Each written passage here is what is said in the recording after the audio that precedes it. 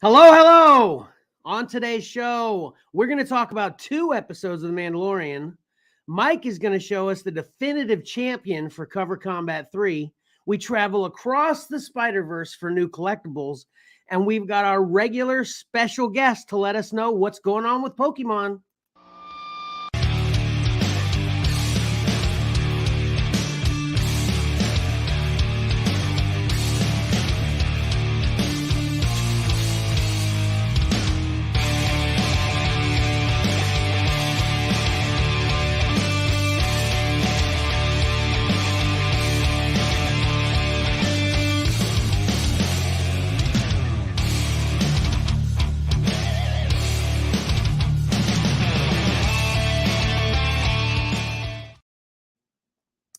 Welcome to your favorite live streaming, whatnotting podcast, Comics and Collectibles in the Crawl Space.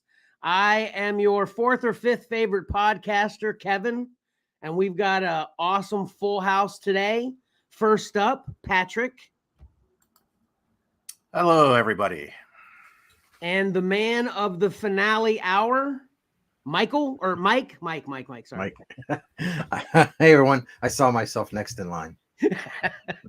It's confusing there because we have multiple mics, but now we've got our regular special guest, Michael. Hello, how we doing, everyone? Hey, what's up, fellas? Hey, Michael. Hey, doing pretty good. How about yourself, Kevin? Not too bad, not too bad. So we've got a ton of stuff to get to today. Man, thank gosh I wrote down that intro, that tease, because that was a mouthful. I didn't remember that without some assistance. So I need to do the little teleprompter thing here right beside my camera, just scroll for the show, so. You don't have one of those? No. I'm just a professional. I remember all this. I use one all the time. It's called Sticky Note. Yeah. Oh, yeah. The only thing we are short today is our moderating, special effects banner host, Karen. We're missing her today. She should be here for the next show, so it shouldn't be too long. But obviously, we've got a great addition, not in her place because he's not doing the same thing, but with Michael being here, so it's awesome.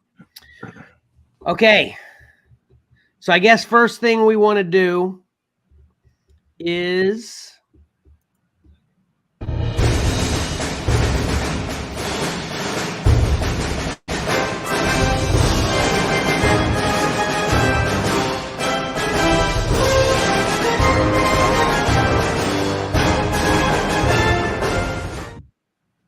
reveal our winner for the S.C.R.F.L.S Goals Sweepstakes. For anybody who may be tuning in and not familiar, I don't know whether we ever talked about it the last time you were here, Michael, so maybe for you as well. But we had the sweepstakes.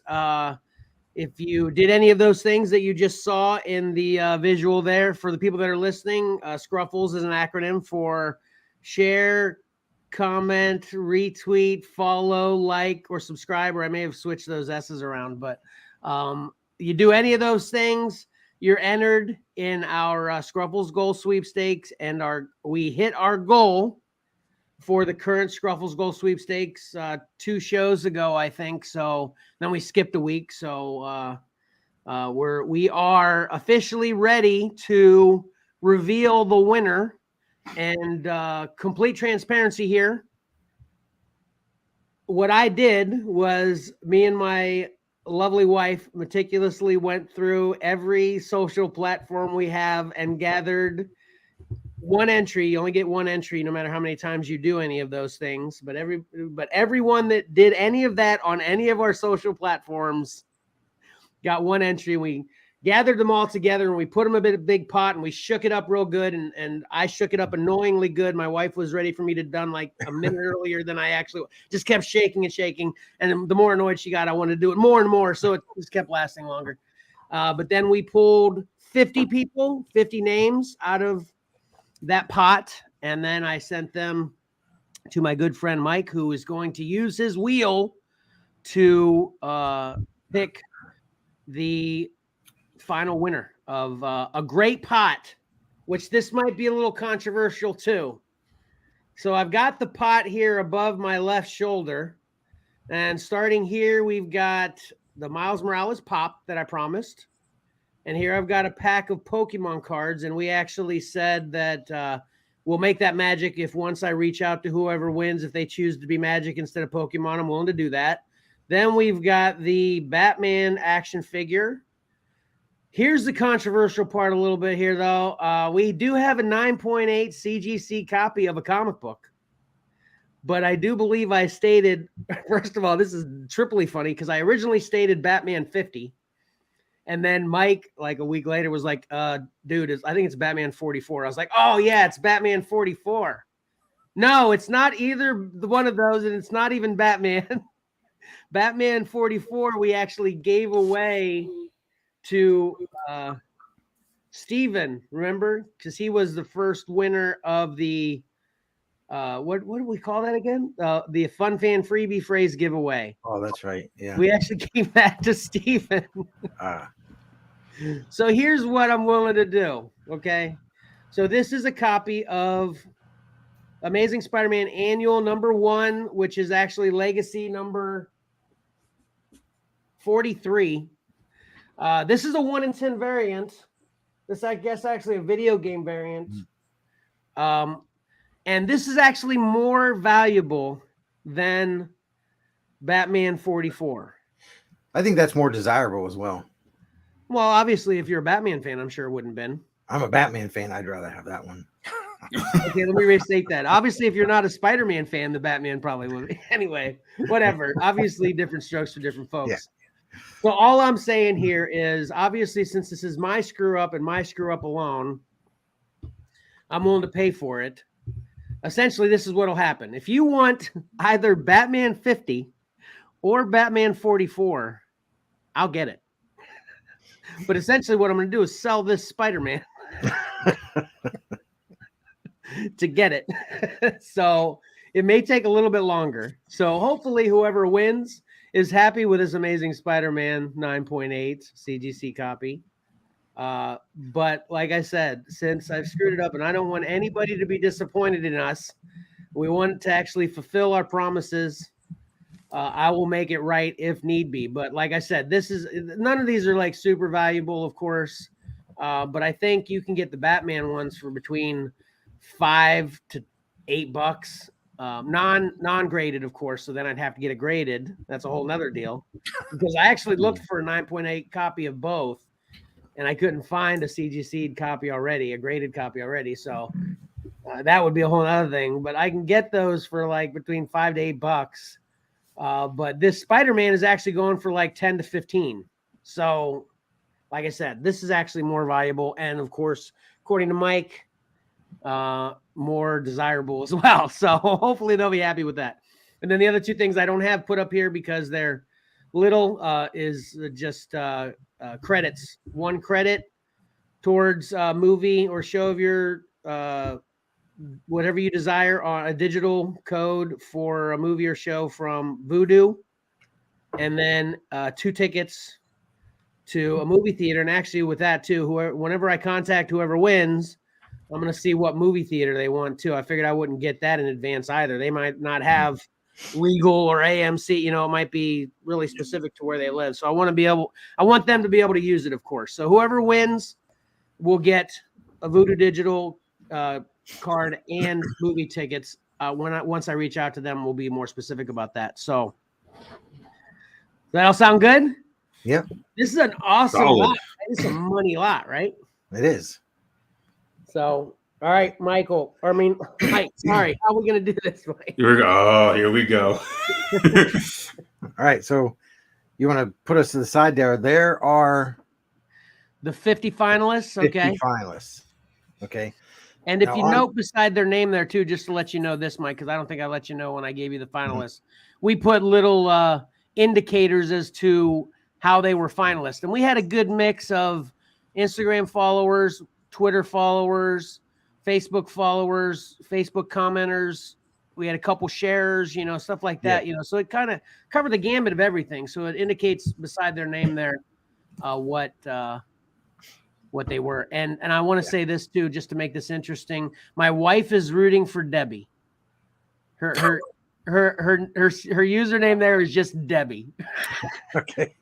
So as soon as I picked that one out, well, this actually is funny. When we noticed Debbie, and I'm telling her, and she's writing it down. I'm like, Debbie. She goes, "Is that it?" I'm like, "No, it's just Debbie."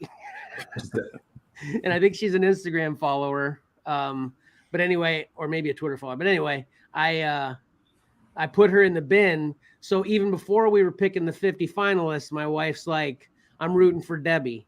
And then sure enough, Debbie made the 50 finalists. So I'm like, "Oh man, your prediction is still in the running. This is going to be fun." So anyway, my wife is rooting for Debbie. I have no particular, although I've met a couple of these people in person, I'd really like to have them. I think Kirk made it on here too. Oh, okay. Kirk C, which is another old friend of Mike. So, and again, there's no funny business here. This is all totally random, and no Xcellar family direct connections were allowed to win. So, Michael, All right. that's why you weren't in on this contest. Sorry about it, but anyway. Yeah, our banner is covering up 25, which is And 50, yeah. Yeah. Oh, sorry. Go ahead. Comics. Okay, that's you fine. go. Okay. Okay, you removed it, and yeah, zombie with a shotgun. Okay. Some of these names That's are a perfect username right there. Yeah. Some of them are pretty crazy. Yeah. So what I have 50 numbers on the wheel, 1 through Okay. 50, Okay. and they're we'll spin it one time. Whatever. Hold on a number- sec. Do we want to drop out that picture and make you big just so they can see the wheel better? Yeah. I just wanted to put that up there, so if anybody is anybody is watching, they can find their name, Okay. get their number. All right. You want to take that away for now then? No? Yeah, hold on. I had it large myself, and my computer's working extra slow. Let me get there. There should be I'm sure there's a faster way to remove it than to find it over here and click on it again. Yeah, it seems like there should be. Yeah. Okay. There you are, though. You're big. All right. Everybody can see the wheel. Yep. Okay. Go ahead and say what you're And gonna Prime say, Pizza. Mike. All right. Sounds excellent. And so whatever number pops up top there, that's the winner. All right. Here we go.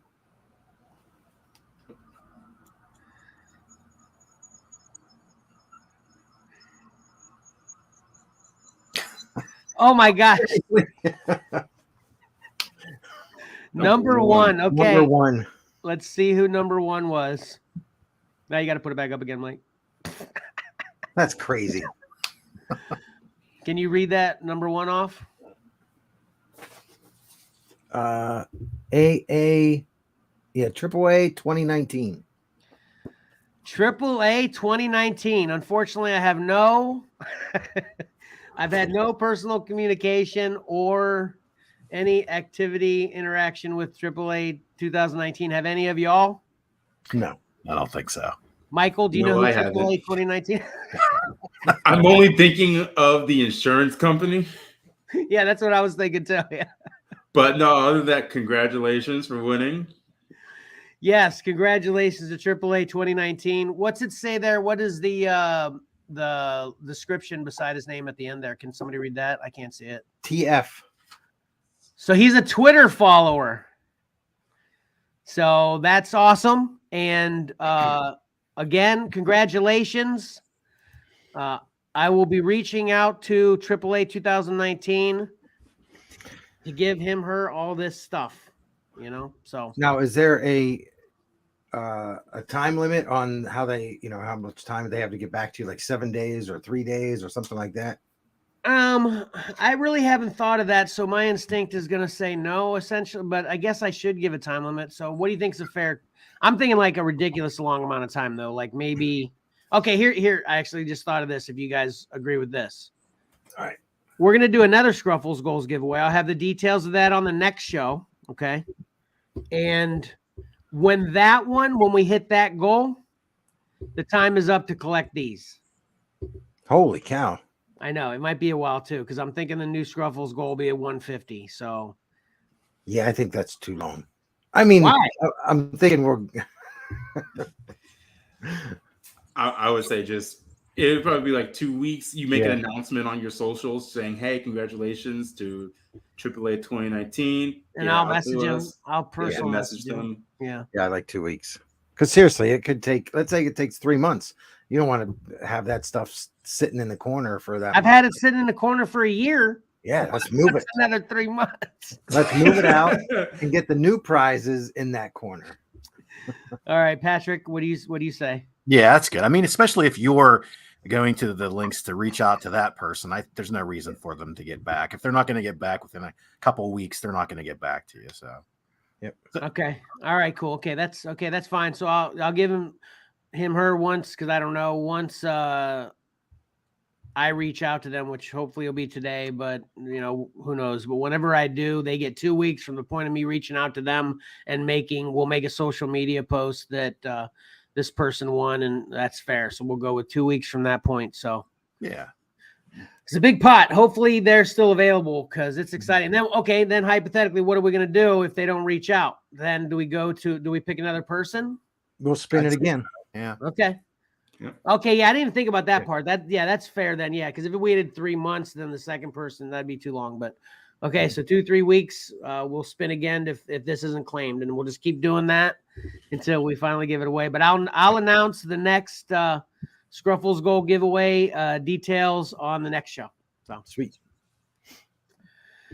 All right. Awesome. So then the next awesome thing we want to get to, fingers crossed for Debbie. So my wife just chimed in.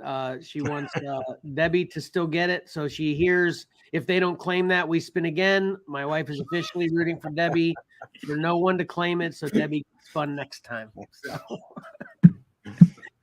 All right. Now we got Cover Combat to reveal another exciting segment here. Are you ready for this, Mike? Yeah. All right, here we go.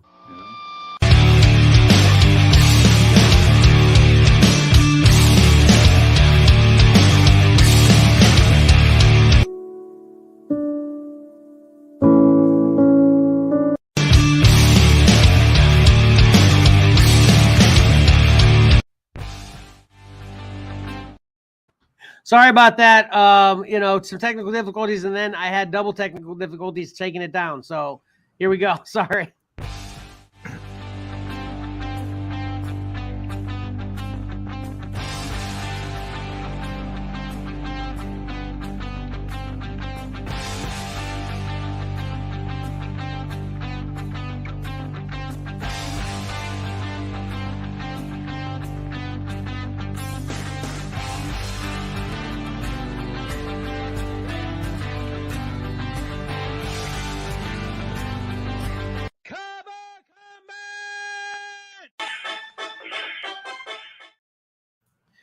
Man, every single show, I'm psyched. We're gonna get this. We're gonna nail this show perfect from beginning to end, and it just doesn't make it past the first segment. And it's usually me. I'm embarrassed. Sorry about it, people. I have too many buttons to push. Yeah, exactly. Yeah. All right. All right. So this is exciting. Yep. Now I'm on a delay on what I'm seeing and what I'm doing. So the sound is coming through my computer, but I'm watching through my phone so I can see what's happening on the show because I'm in the other. It's confusing. Can I say a couple things first before you go? Yeah. Well, I'm not going anywhere. I'm right here. Well, I mean before you start. So first thing is, Michael, once Mike reveals the 3 covers that are in the finals for Cover Combat 3, I would like you to chime in on what your pick would be. You willing to do that for us, Michael? Oh yeah, definitely. All right, cool. And then secondly, are we ready to have the conversation about the season? We got all those together too? Yep. So afterwards, we're going to talk about that. That's awesome. Okay. Okay. Here we go. Okay. Right. So let's get to the matchup. We have Batman 675 versus Amazing Spider-Man 539 versus Uncanny X-Men 493. And everybody had the opportunity to vote for one cover. to be victorious. So, Michael, what say you? Who do you think should be the winner of these 3 covers? This is actually pretty tough looking at them. Yeah. These are great drawings Awesome. here. The covers are excellent. Awesome. I feel like I have to lean towards the Batman. Okay. And if I were to give like second and third, it would go to Uncanny X-Men in second and then Spider-Man in third. All right. I, for one, am hoping Michael is wrong. No, I'm not kidding, really. Well, since all the votes are in, we can reveal that this is Kevin versus Mike situation. Yes. Yeah, that's true. Okay. Yeah. Oh, yeah. 2 of these are mine. 1 is Kevin's. So yeah, Michael, you could guess from my comment which one is mine, right? Yes. Yeah. I submitted that Spider-Man. And yeah, Mike, how many covers did you have left as of 2 weeks ago? Didn't you have all your covers left still or something? Oh, no. At one point, Johnny had more than I did. I was 1 behind him. And then in 1 week, all of his were eliminated. Okay. Wow. So didn't you have like 5 for the last one when there was only 6 left or something, right? Yeah, I had 4. Oh, okay. And you had 1 and Tyler had 1. Wow, okay. So then Tyler's Star Wars eliminated 1 of mine. Oh, right. Your Spider-Man eliminated another 1 of mine to go ahead. Gotcha. All right, so the percentages here. The 3rd place cover received 22% of the vote. The 2nd place cover received 35% of the vote. And the 1st place cover received 43% of the vote. Wow, awesome. So 43 to 35 was the percentage difference. Hey, if I'm not mistaken, I do believe that the Cover Combat 3 logo actually got a vote. It did. It did. Because that was so awesome. Yeah. That's a good hat tip to Patrick and his design. So. Yeah. Yep. I actually thought 2 things when that happened. Well, first of all, I think it was do you remember her name, Mike? The one that voted on the Cover Combat 3 logo? I don't. Valerie. Well, Valerie. Yeah, Valerie DeFrisco or something like that. Yes. She's actually been a regular through all of our social platforms for the last year. Like I put her up as one really quick, obviously, because we started first and worked our way back, but there's been like 20 other times she's made comments and liked and stuff. She's been a regular, and it was the first time I ever saw her name. I feel bad I don't know her better. Thank you for being such a participant of the show, Valerie. If you're checking us out now, we really appreciate it. And I like the fact that she voted on the Cover Combat logo, and my mind immediately went to that's probably the one Mike from New York voted for too. Had he known that was an eligible vote. I didn't tally that vote. Huh? I didn't tally that vote. I think she voted elsewhere as well. I think she actually voted for one. Oh, okay, gotcha. Hey, Michael, just to tell you that story, our friend Mike from New York, he said he hates all 3 of these. He can't believe any of them made it to the end. That's why I made that comment. But anyway. All right. Oh, well, they're here. Yeah. All right. So are we ready for the first elimination? Oh, yeah. We're going backwards like that. Awesome. Yes. Yeah. So we're going to see the 3rd place cover, the one that received 22% of the vote. Oh, Batman has been eliminated. So Kevin, you're still alive. It's still up in the air. It is still me versus you. Got it. Yep. That's still surprising to me. Yeah. Yep. And obviously to Michael too. Patrick, what say you on that? Did you vote for Batman for the final? I did not vote for Batman. Okay. I voted for either Mike or Kevin. Mike, did so you 2/3 was Mike and 1 was Kevin? Yeah. Mike, did you vote for Batman? Because you actually had an option to vote. I obviously would vote for my own, of course.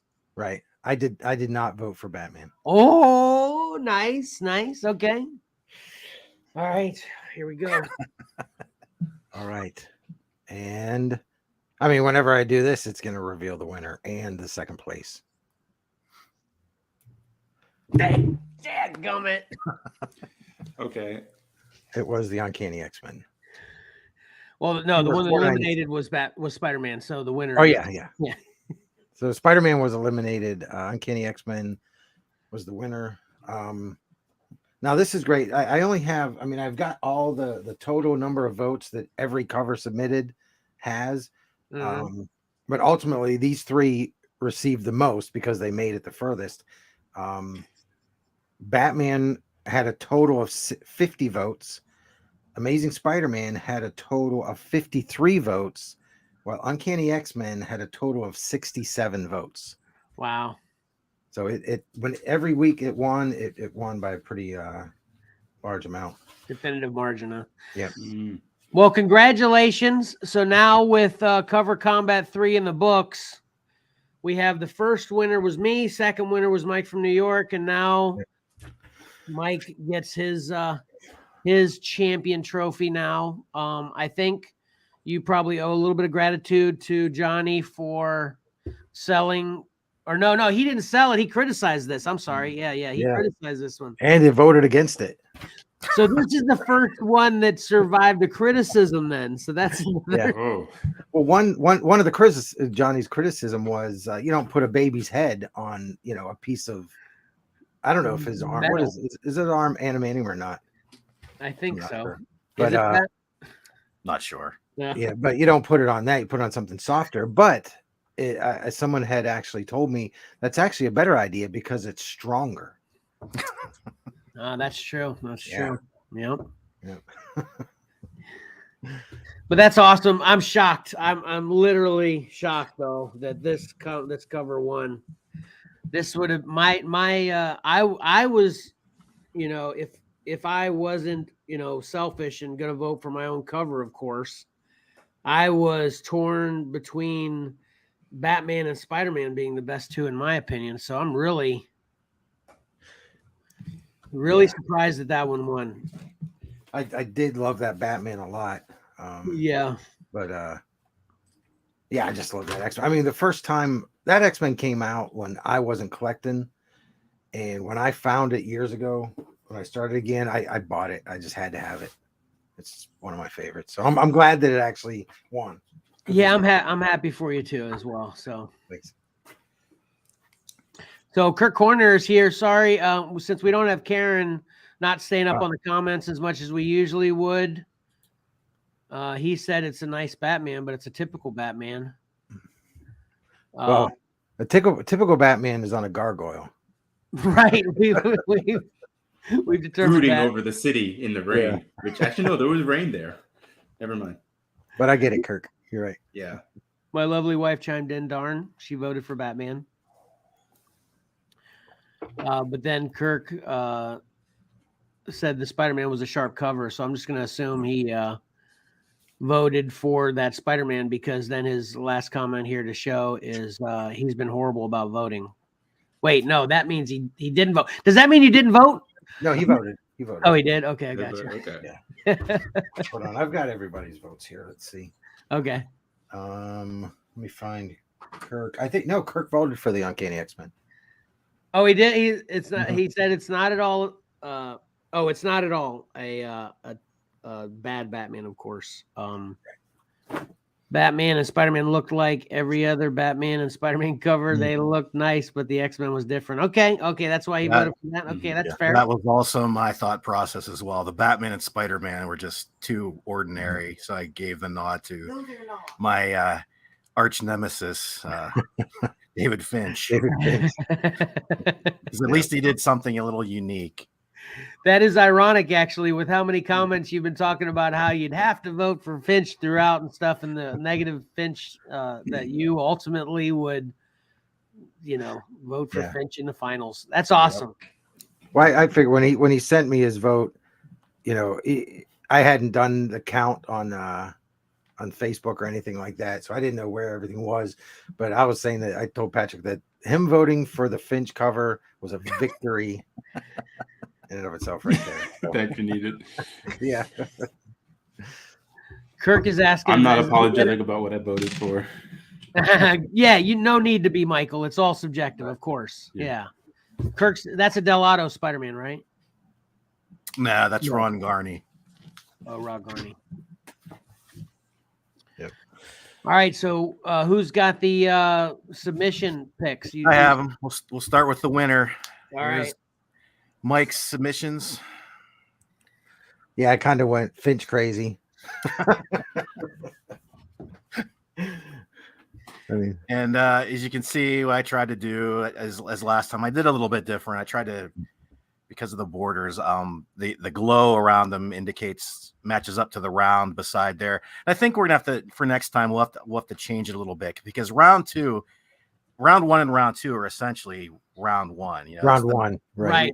Yeah. So maybe next time we name them like round 1A and round 1B or something like that. Okay. Because they're on equal footing. That's the first time they were revealed. Right. Right. And so you can see all Mike's covers there, and we can go back to this full shot. But I also did this. I'm showing who eliminated each person's covers. Oh, that is awesome, Pat. awesome. that's insulting, and I'm all for it. Let me zoom into this. So I can Man, see what's that. insulting is that Star Wars cover. Michael, you wouldn't believe the covers that Star Wars cover eliminated. Well, it looks like more of your Oh, I problem was see. the Teen Titans cover, though. Yeah. The Teen Yeah. Titans limited 2 of your. I'm surprised you have 3 X-Men in there too, which is awesome. Yep. I I mean, interesting the way things. We'll see how this goes, but the number of times the same cover eliminated somebody's choices is kind of funny. But Kevin, wait till you see yours if you haven't put 2 and 2 together. I haven't. Okay. Well, that's really good. That's interesting with Mike obviously eliminating himself because he had so many covers with the Steelers. Right. Spider- Yes. and I mean, so much you start cannibalizing. Yeah. and I do love that Michael Turner Teen Titans cover. So it's bittersweet. You know, it was a worthy opponent. Yeah. And I'll also say, I apologize. It's possible there could be a mistake or two in here because I was dealing with technical difficulties, electricity, and waiting to the last minute. Yeah. So don't come down on me too hard if something doesn't quite work out. I tried my best and didn't get a chance to go back and check my work as I would have. More than fair. More than fair, Pat. Yeah. Any other comments, Mike, before we move on? No, that's awesome. Okay, we'll go to the runner-up. There's Kevin's. Yep. Man, that was a little bit shocking with that Spawn. My biggest shocking was both that Legacy and the Spawn. Shocking those were dropped so early. I love those so much. Yeah, I have a hard time seeing that Spawn go out in essentially the first round. Yeah. Yep. That was a head scratcher. Yeah. Let's see the matchup. What eliminated it? Yeah, okay, we'll see. Here we go. Oh, holy cow, Kevin. Man, the Steel City Spider was my nemesis. I didn't put 2 and 2 together there. Jeez. Yeah, that was the worst one that assaulted anybody else the most was that Steel City Spider-Man on Kevin's. Wow. And I was I wasn't really talking smack about it. I guess I was. Yeah, I guess that got the most smack. I think that actually got more smack talk than the X-Men, didn't it? Yeah, maybe. I kind of see why, because every week that thing was just making me pretty angry. Yeah. All right. Man. All right. In third place, Tyler. Oh man. Man, those do like a little Moon Knights are so similar. Yeah. I had them both up and I was going back and forth between them, and like, holy cow. You could have used the same, early layout for both of them. Yeah. He did not care about the mixing it up perspective of choosing his covers, that's for sure. And we talked about it. I actually don't like that. Well, I think most of us were commenting about how we were a little bit stumped by the Clone Wars surviving it as long as it did, but it grew on me. So that Knights of the Old Republic, I didn't care for that one from the get-go. So that one did surprise me. But anyway. Here's Tyler's Eliminators. No, Batman was taking him out. Yep. Batman and Superman. Yeah. 3. Oh, yeah. 2 of the same Superman, but then All-Star Superman as well. And then 2 Avengers. That's funny. Yeah. So cool to look at. Pat, this is awesome. Thanks, man. Thanks. Yeah, I never even thought of anything like this. I love it. Yeah.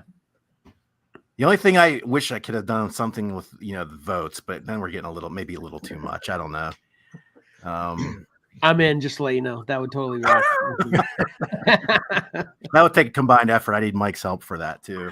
Okay. That would make me get my votes in earlier and get on the ball even sooner. So who knows if that'll happen. Okay, we'll go to Johnny and New York Mike. They both went out in round 4. And there's Johnny's. He had a rough round 4. Yeah. He submitted 2 of the Green Lanterns. There's that. Okay. Hmm. And he got the Catwoman that I think is not too great. good. Yeah. But yeah, everything else there is pretty awesome. Yeah. And, I mean, those Green Lanterns are awesome too. Yeah. I mean, it's all good. Yeah. And there we go with who took care of Johnny throughout the rounds. And so Civil War took out 2 of his. Yep. Which of course was mine. And then his Disassemble got took out by the Champ. And then, the final 3 took out his 2 Superman. Yeah. And his Avengers. Oh yeah. Yep. Yeah. So he has nothing to be ashamed of. Yeah. Yeah. Good stuff. Okay, and here's Mike's from New York, who he wasn't too fond of how things worked out in the end there. He had some strong stuff in here that that JSA cover I really like. I really like that Action Comics, that Superman and Brainiac cover. Yeah. It's surprising he only submitted 1 Green Lantern. We had 4 Green Lanterns, right? I think. So Mark was his downfall with JSA with the beer belly. Yeah. Yeah. But yeah, I mean, yeah, those were all obviously very worthy picks. Those are great. Yep. And there's his Eliminators. That Ron Garney Spider-Man taking out 2 of his. Oh yeah. Yeah, he also had 3 eliminations by the finalists. So. Oh yeah, yeah. So that's good stuff.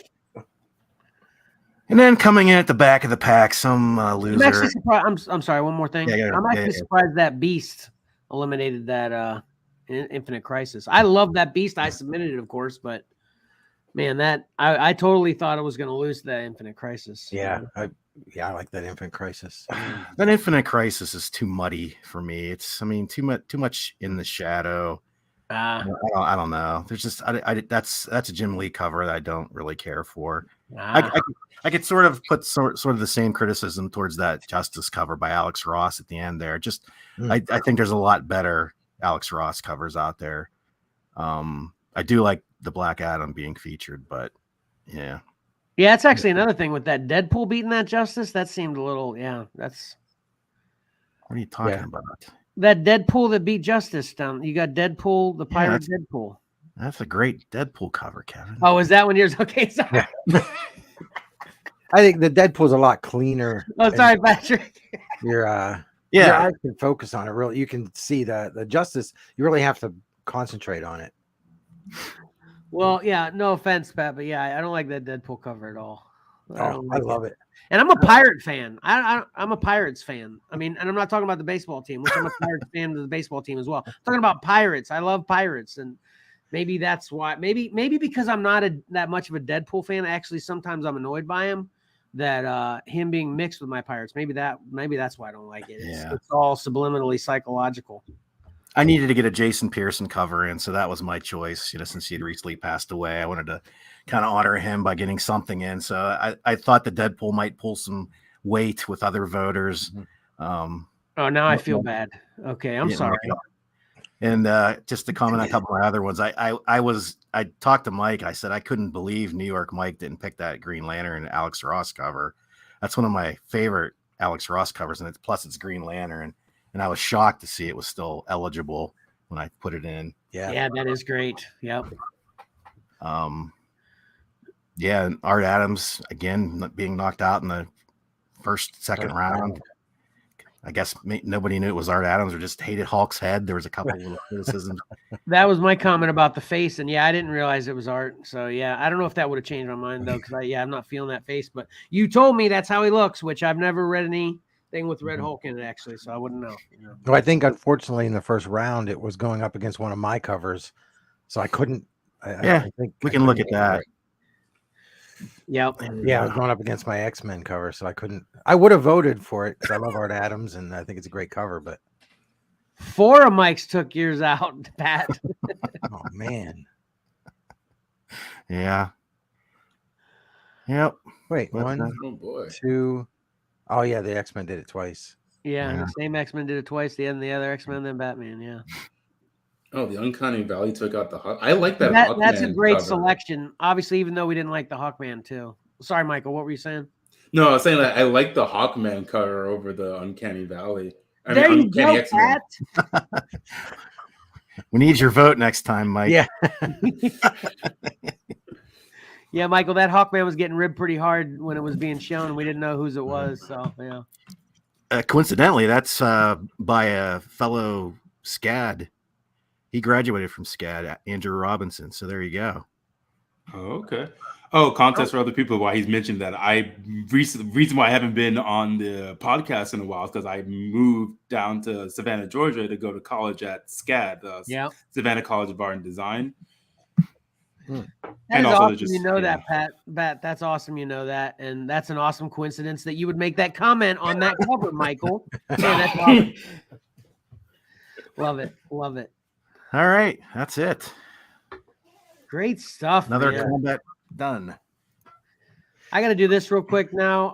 Again, I'm trying to pull double duty without Karen here, but yeah, we deserve this.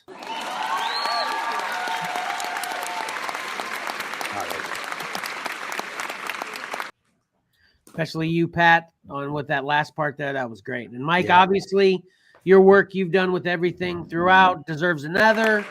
For sure.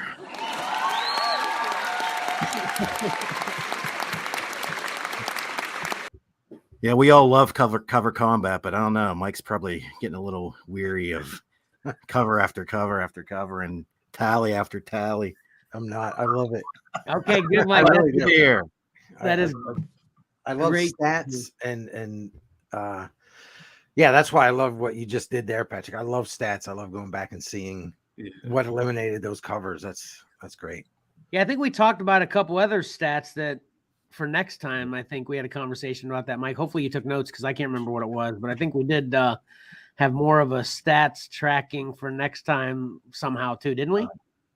I don't remember. I have the votes for every cover because that was going to be the tiebreaker that New York Mike had recommended. So that's why I tallied all the total votes. Okay. Oh, gotcha. Okay. Yeah. Like that Star Wars Clone Wars, it had 40 total votes. So that's not too shabby. Oh yeah, you want to run down that list in general? Like obviously we got the top 3 already. What was the 4th in total votes? Do you have that handy? Not off the top of my head. Because they're all in group order. Like I've got Tyler's group together. That way it was easier for me to find them whenever I tallied them. Yeah, across. gotcha. That makes sense. Oh, yeah. But we do have to talk about Uncanny X-Men 493 was actually claimed. Oh. Really? Yep. That was the last one that was available.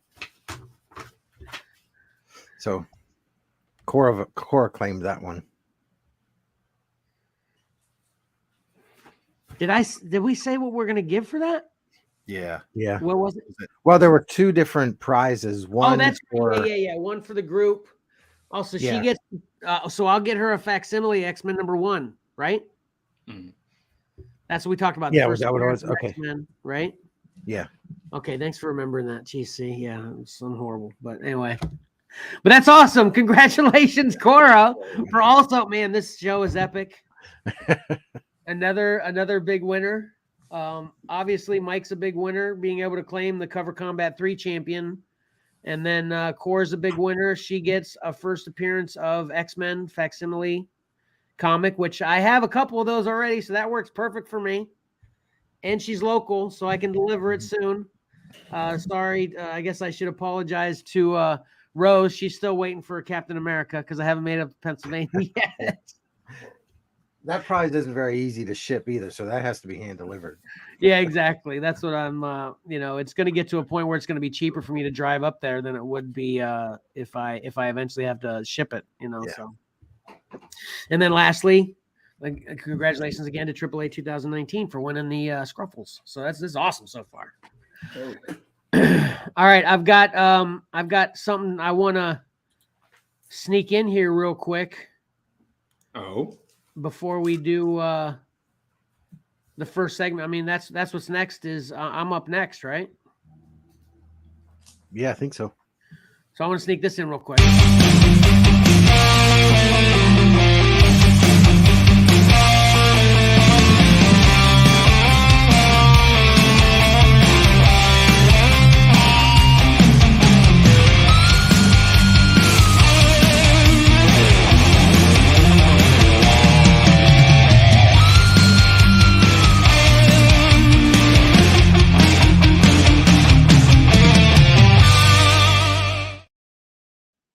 All right, so the topic is something that I shared in the XcellarComics book or XcellarComics group recently. And it was just a moment I saw it. I thought it was cool. And that's the kind of thing we just kind of throw into the group, as opposed to on the main page. But it was the story of a Michigan man whose father passed away. And he was...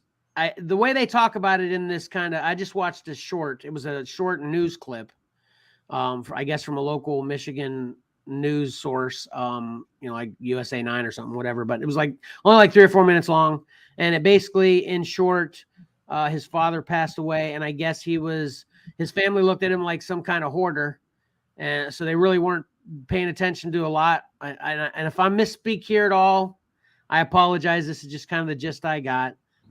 Because they're actually coming out with a more specific documentary, so we could get more information later. But his father passed away. They looked at him kind of like a hoarder, but then ends up when they were going through all his stuff that they found a ridiculously amazing comic book collection that had all kinds of ridiculously awesomely valuable comics in it. Right? Everybody watched that now, right?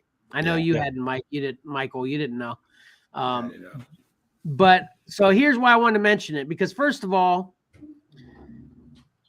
it's an interesting story. Second of all, Mike, did you get a message from Julie in Messenger? Yeah. So one of mine and Mike's high school friends, really close friends of ours, her name's Julie. She actually private messaged us that story as well, like a week later. So, and she knows our history with comics and stuff. So she's like, I thought you guys would think this is interesting. So I was like, yeah, it was so interesting. We actually been talking about it in our group and blah, blah, blah. So I thought that was a cool coincidence, right? Yeah. No. And I'm just going to put this up real quick. This is so they're putting out a full documentary calling Selling Superman. I think it's coming out soon. I don't actually have the details when it's coming out, but this is the Instagram account for that film, the Selling. I think it might actually be called just literally Selling Superman. And so I just wanted to shout out to that real quick. Follow Selling Superman Film on Instagram, which I thought was cool. And the reason I'm bringing this up, as a kind of a cool coincidence thing is because some of the people that follow XcellarComics were commenting on this. And then this Instagram account, Fantast_comics, which he is the son involved in this whole thing. He actually was going back and forth. There was kind of some guys that were kind of disrespectful. You know what we were talking about in the group a little bit, how it seemed like they were being hard on the dad a little bit. Mhm. Like some other people took that a little bit more serious than we did, because they were literally getting in a fight, for lack of a better way to describe it, with Fantast Comics on the Selling Superman Instagram account about how they thought about and treated his dad. Sorry. Wow. Right. So then lastly, guess what? Fantast_comics follows XcellarComics. Nice. So I thought that was a last cool coincidence there. Because as soon as I saw his comment, I noticed, I didn't notice. I can't remember exactly how I found it, but then I looked, and sure enough, he's been following us. And he's been following us since before we started talking about this in the group and everything too. So isn't that cool? Yeah. Yeah. After Jules had sent me that, I had a short conversation with her about it all, because, obviously we don't know anything about the situation, other than what's in the article and that 4-minute video. Yeah. Yeah. So, I think it's best to reserve judgment on the situation. Yeah. But I wonder, if I can't remember when he passed away, but did he suffer from something like Asperger's or something like that, where it's a mental thing where you have difficulty communicating with social, things like that. So, it might not have been, it was just a guy that, was, just being mean or cut off from his family. I think there were other circumstances. So it's probably best to reserve judgment, check out the documentary and see. Yeah, especially if you're going to speak publicly about it. I think the best way people were putting it is just show some respect. It's right. It's a situation you're not embedded in. There's probably a lot of dynamics going on there. But anyway, I thought it was really cool. Sorry, go ahead. Real quick, the mother and the son are now in a situation where they, his son has inherited all of this stuff. What to do with it? It's like, it's such a huge thing. Do you keep it all just because it belonged to your father, which you had a strained relationship with, or do you take advantage of the fact that you're in this situation and better yourself? You got to better yourself. That's what I think most people probably do. Hopefully I don't misspeak here, but I think this is accurate. The post that I started noticing all this activity on that brought this all to my attention, he was actually showing they sold Batman #1 at Heritage Auctions, and he was showing what he sold that for, which they got over $1 million. So wow, that was just one book out of that crazy collection. And I think the condition of these books, they're all high condition, aren't they? I think they are relatively high. Yeah, I think that Action Comics, was that like an 8, wasn't it? I think so. You didn't see once it was I don't think it showed it CGC'd in that video. It was so anyway. Go to that account on Instagram, check it out. He's got as he's going through the process, he's sharing the process. It's turned into a full-time job for him. I don't know whether he was working prior and he stopped when this happened or whatever, but definitely it seems like it's a full-time job with him. Going through that collection, logging it, getting it all CGC'd, selling it. He's making a career out of it, which, again, good for him. And I of course, I took this opportunity to point out to my wife, see, you never know. Someday you're gonna have to deal with all this when I'm gone, and it might be a change of career for you. I don't, we'll see. But anyway, I thought that was pretty cool. So I wanted to talk about that for a minute. Yep. All right, let's move into the first regular segment then. and 55 minutes into the show. Okay. All right, here we go.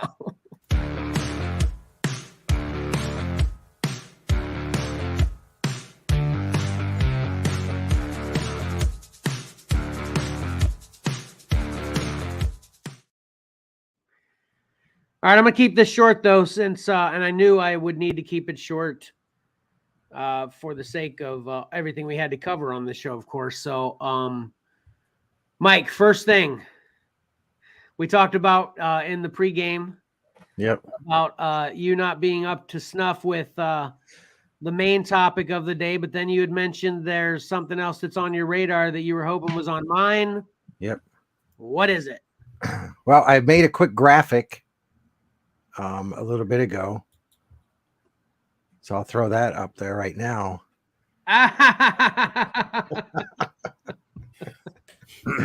Just threw that together real quick. Nice. Well, that is So definitely on my radar. I want to watch it, but I didn't think it was out yet. That's an Apple TV one too, isn't it? yeah. So for all the listeners, Tetris is what I focused on, and I thought it was a series. So I put it on. I figure I'll watch the first episode. That'll be enough to get me through this week. No, it's not a series. I think it's a 2-hour movie. It's definitely a movie. I can't remember if it's an hour and 40 minutes to 2 hours, whatever. But did you watch the whole thing? I watched the whole entire thing. Well, let's go ahead and hear your quick review of it then. What'd you think in general? I loved it. Okay. I loved it. It was well done. The acting was great. It was exciting, dramatic. I never knew Tetris was that so much had to happen for Tetris to even make it. So it's amazing. Yeah, it was all news to me too. And how about you, Patrick? Were you aware? Yeah, I knew a little bit about some of the shenanigans, but not and I don't know how much is dramatized for the movie, but it's definitely something I'm looking forward to checking out.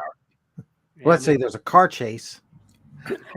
Yeah, I was surprised, and I haven't been on the edge of my seat at during an airport scene since I watched Argo. Okay, awesome. So yeah, it's phenomenal. The only thing I knew about Tetris was a Russian man had created it. Yeah, that's all I knew. That's all I knew, pretty much too. Yeah. So and I'm gonna toot my own horn. There's only a couple times I do. Once is about my kids and my wife, and the second time is that I am a Tetris world champ. For anyone that didn't know, when Tetris was really at its high point, I ranked in the top 300 in the world. It's okay. Just, it's fine. No accolades needed. No accolades. But anyway, so yeah, I love Tetris. It's definitely on my radar. I'll definitely check it out. But no, I was thinking we might be on the same page because I think I'm assuming this one might be on your radar too, Mike, maybe even Patrick. But I watched Knock at the Cabin, M. Night Shyamalan's new one. I saw the ads for that. I'm not considering it, but it's like, it's interesting enough. Mike? I want to see it. I did not watch it. Same. Patrick? Yeah, same. You both want to see it? You just haven't watched it yet? Okay. Yep. Dadgum. Okay, so I guess how can I do this? So I won't even put up spoilers because I don't want to spoil it for you guys and I don't want you to leave. So I'll just give it a base review then that I'm confused. And I don't mean that in the way that sometimes M. Night Shyamalan's movies can be confusing. This is probably one thing that me and Jesse talked to each other about is it's probably as straightforward as a movie I think we've ever experienced with M. Night Shyamalan, which, with M. Night, that's kind of unusual, right? I mean, but everybody waits for the twist. Yeah, exactly. Do you you both know, and Michael as well, do you know the plot of this movie?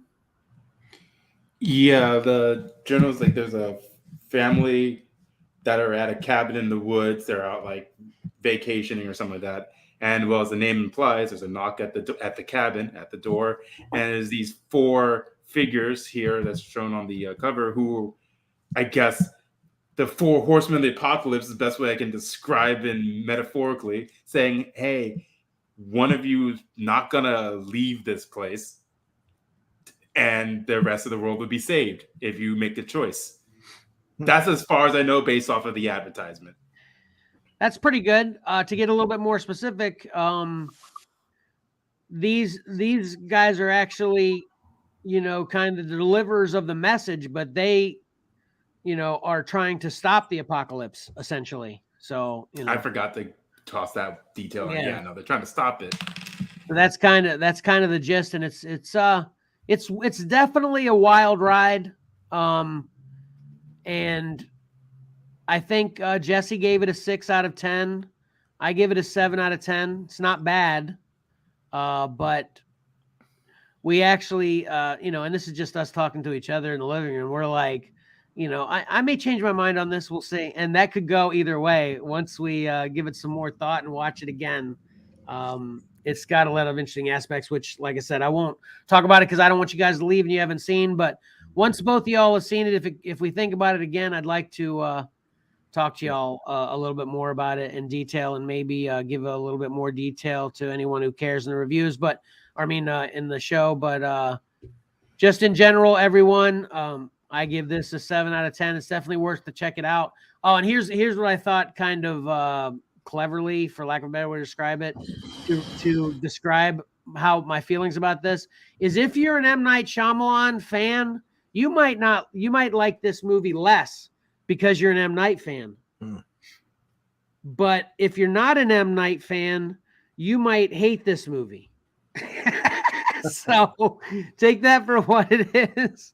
That might not make a lot of sense now, but once you watch it, I think what I just said will make more sense to you. But definitely, I would definitely recommend in general, everyone check it out. But I would have no doubt it'd be a pretty even split as the people that think this is trash and people that think it's amazing. It's one of those kind of movies, so. Got it. Where'd you catch it, Kevin? It was streaming free on Peacock. Gotcha. Yeah. See, since the first time I saw the advertisement for it, I've had a problem with the title. It's not finished. Knock at the cabin? Yeah, he's knocking at the cabin window, the door. Oh. Door, or is he just on the side wall? I don't know. Right. It's always bothered me. And it's interestingly enough, too, obviously we know this is Drax. What's his name? What's his name again? The actor? What'd you say, Pat? Dave Bautista. Yeah, Dave Bautista. Yeah. And then, do you know who's on the far end there in the picture on the right? No. That is none other than Ron Weasley. What's his name, Mike? Oh, that's right. Ron. I don't know. I can't remember the actor's name. Sorry for all the Potterheads. If I read it, I would recognize it, but yeah, me Rupert too. Grint. There you Rupert Grint. I don't even remember seeing him in the previews. Me neither. He came into the frame, and me and Jesse looked at each other and we were like, "Is that Ron?"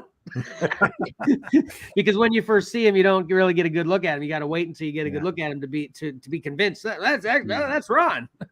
But anyway, he did a great job too. All the acting in this is great. And we like everybody a lot. So it's definitely well done, regardless of how you feel about the outcome. So. All right, so that's all I wanted to talk about besides getting into our main regular topic of the week is The Mandalorian. And we haven't had a show for 2 weeks now, so we can talk for a couple minutes about episode 4 and then, of course, episode 5. Mike, are you interested in not hearing any of this? No, I'm fine. I'll watch it.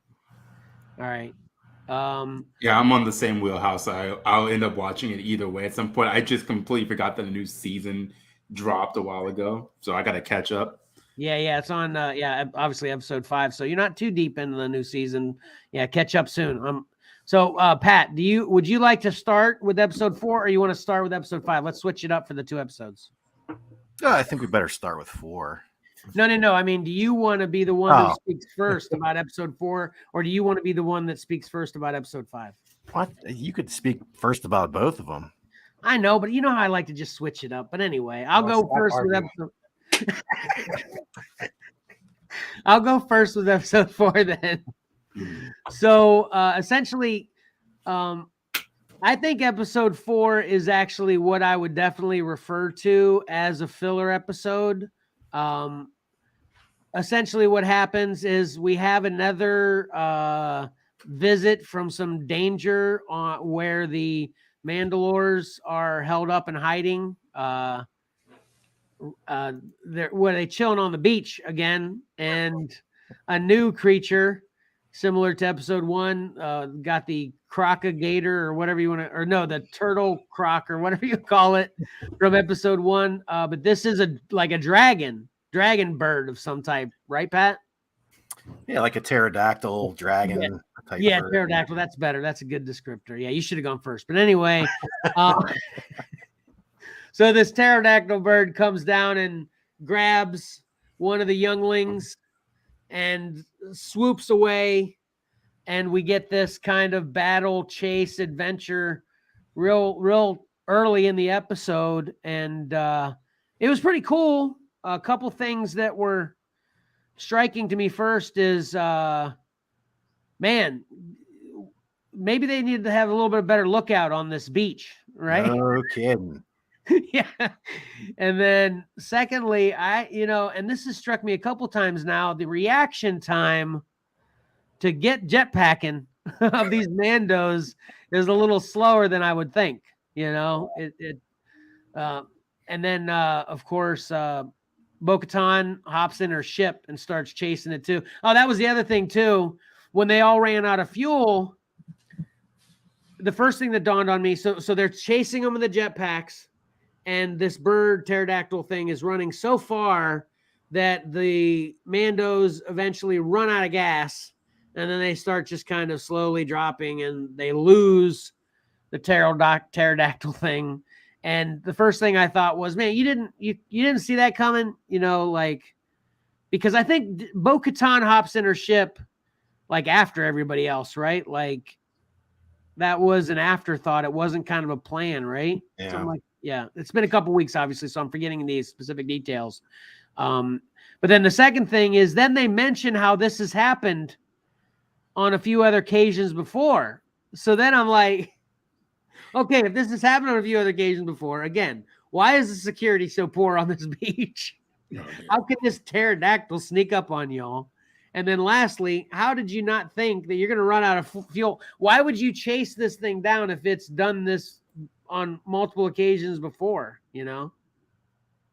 Right? Do you agree with that, Pat? Yeah, exactly. There, the first thing is like, I think, just in everyday life, if you see a larger bird fly overhead, you see this shadow and you're like, look out here. There's some kind of larger bird, predatory bird out.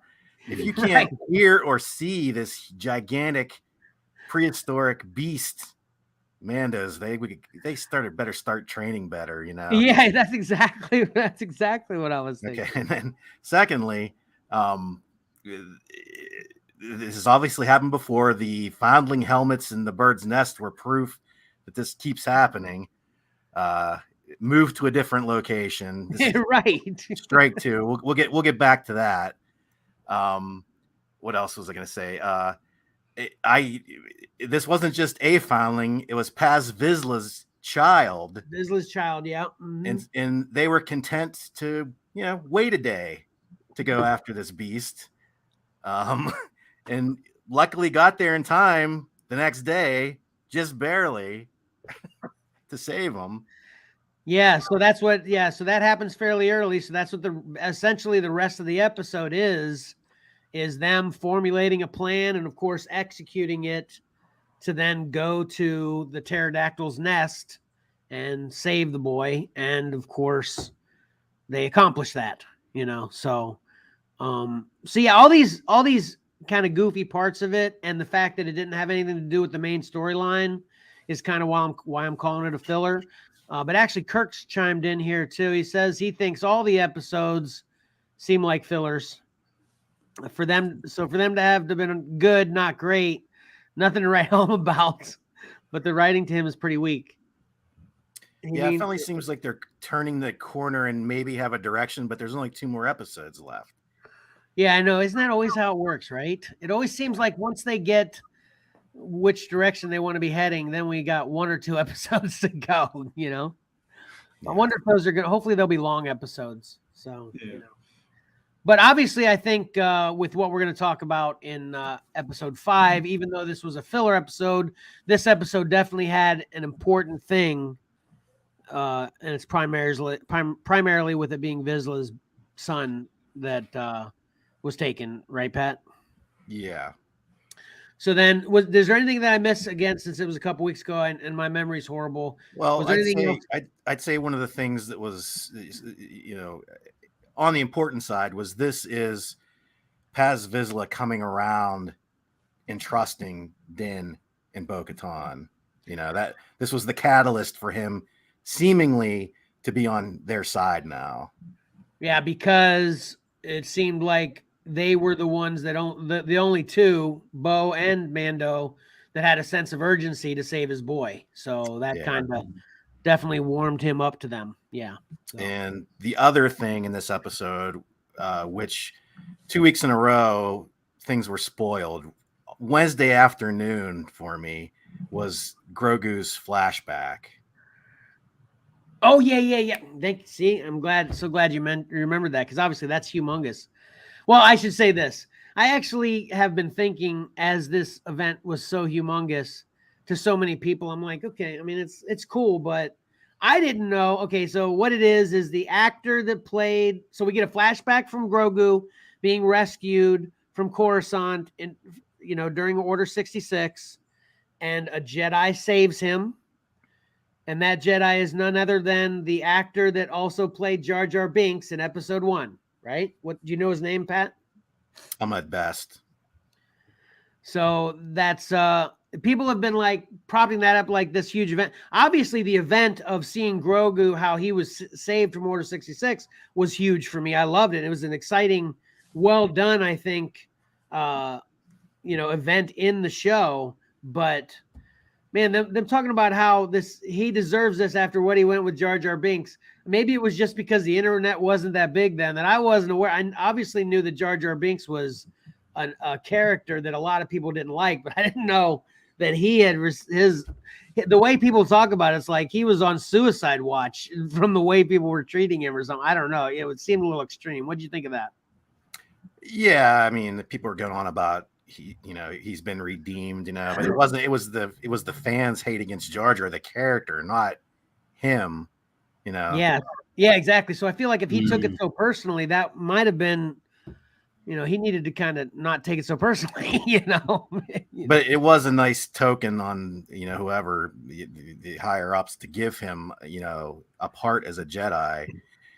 Yes, and I thought the scene was really cool. I thought his fighting style was really cool. Yeah, I thought it was too. Yeah. And I thought it was great. He grabbed the extra, one of the lightsabers off a Jedi that had already fallen. So he was fighting with two lightsabers. That was cool. Yeah, it was great. Yeah. So you got that to look forward to, both mics. Mm-hmm. It was epic. Yeah, I need to go see that. Just recently got access to the Disney Plus for family. So you got a lot of catching up. Yeah, I do. I got introduced with an ad on YouTube one time, and I ended up watching She-Hulk. I was like, okay, I can see where there's problems in this series. I felt like I was watching Deadpool for a moment. It's like, that's not what I came here for. Well, we're a little bit mixed on She-Hulk reviews in this. I think Pat thought it was pretty good. I thought it was pretty bad. Mike, you haven't even watched it yet, have you, Mike? I think I don't remember what episode I stopped with. I think I watched half of it. Okay. So anyway, then getting to episode 5. We didn't miss anything else. Thank God, like I said, thank God, Patrick, for your memory. We didn't miss anything else with episode 4, right? I don't think so. Okay. So moving to episode 5, why don't you start on this one? What happened in this episode? Yeah, it's basically the pirates coming back to Navarro. And them trying to get help to Grief Karga trying to get help from the New Republic to rout these pirates out and save the planet. and not having so much luck. But apparently, the New Republic trusts the Mandalorians enough, especially Din. And apparently, he knows about Bo-Katan too. I'm trying to put that together in my head, how he knew about her. I guess because they were involved in the whole Moff Gideon thing, maybe. Yeah, I'd assume so. Yeah. Mm-hmm. But he was able to track the Mandalorians down to their poor hideout on the beach there. Yeah. Have Because them of come. my second favorite droid of all time. I told my wife this at the beginning when we first saw this as well. Say that again, Kevin. I missed that. He was able to find them because of his second favorite, or because of my second favorite droid of all time. Yeah. R5D4 is on the beach. I forget, how did he get R5D4? He got R5D4 from what's her name, didn't he? Yeah, Pelimoto. Yeah, Pelimoto. Yeah, so I guess again, for the show to work, it was just a coincidence that he could track R5D4. Yeah, I don't know. I did like how they did the investigating stuff with him. Who's the X-wing pilot that we're seeing? What's the character's name? What is his name? He's been on the show before. He's the guy that saved Mando from the spiders in I think season 2. Yeah. And then I think we saw him again. Was he involved in the prison freighter episode as the X-wings that came in? Yeah. Carson Teva. Yeah, so he's a regular, I guess, as regular as you can be as far as X-wing pilots are concerned in the Mandalorian. So he was a big part of the show. Yeah. So and continue. So where we leave off is the pirate. What's his name? Gorian Shard. Yep. Right. Yeah. He starts to destroy. He made quick work of the city there in Navarro, which it's like it seemed like they actually were doing a little bit world building. That the city seemed bigger to me and more alive. But then when they're all going to evacuate and run out of the city, and it's like 25, 30 people. Right. I totally thought that too. I was like, man, did a bunch of people die already or what? Because it was like 24 people there at most, maybe not even that many, but yeah. I thought that was that kind of struck me as well. But they were able to convince the Mandalorians to help. Din and Bo-Katan, convinced the armorer, and Paz Vizsla stood beside them. He said, you saved my child. I stand with you guys. This is the way we'll do this. And they rout the pirates out. That's pretty much it. They kind of flash back to Grief Karga offering Din land on Navarro, and they say, hey, you guys helped us. The Mandalorians can relocate to Navarro, which, if I were them, that certainly seems more hospitable than where they were. So no giant gobbling up younglings and things like that. So. Right. So before I say what I have to say, again, obviously we had a lot of negative, maybe nitpicks, I don't know what you want to call it, from episode 4. And I've got a few with episode 5 too, but what I want to say before I get into those is just, man, I love this episode so much. I thought it was excellent. Not only because obviously it's moving the Mando story forward, but also too, just a little bit of everything in this. I've mentioned it before whenever we had the episode where we saw the doctor on Coruscant or whatever. That might not exactly be appealing to everyone that's watching The Mandalorian, because again, it's The Mandalorian and he was hardly in that episode. But man, I love all this. Again, they should do a show like this and just call it Star Wars and give us a mixed bag every week. Because when we get an episode like this one, which was a pretty good mixed bag in my opinion, because we not only got to see what's going on with Grief Karga and Navarro, or if I'm mispronouncing things, sorry, but then we also got to see a really cool. I thought the space battles were cool. Thought they did a couple clever things with that made it really interesting. And then, now I'm don't have any experience with that Pirate King anywhere, so it seems like he was pretty big and obviously spoiler alert, he's not anymore.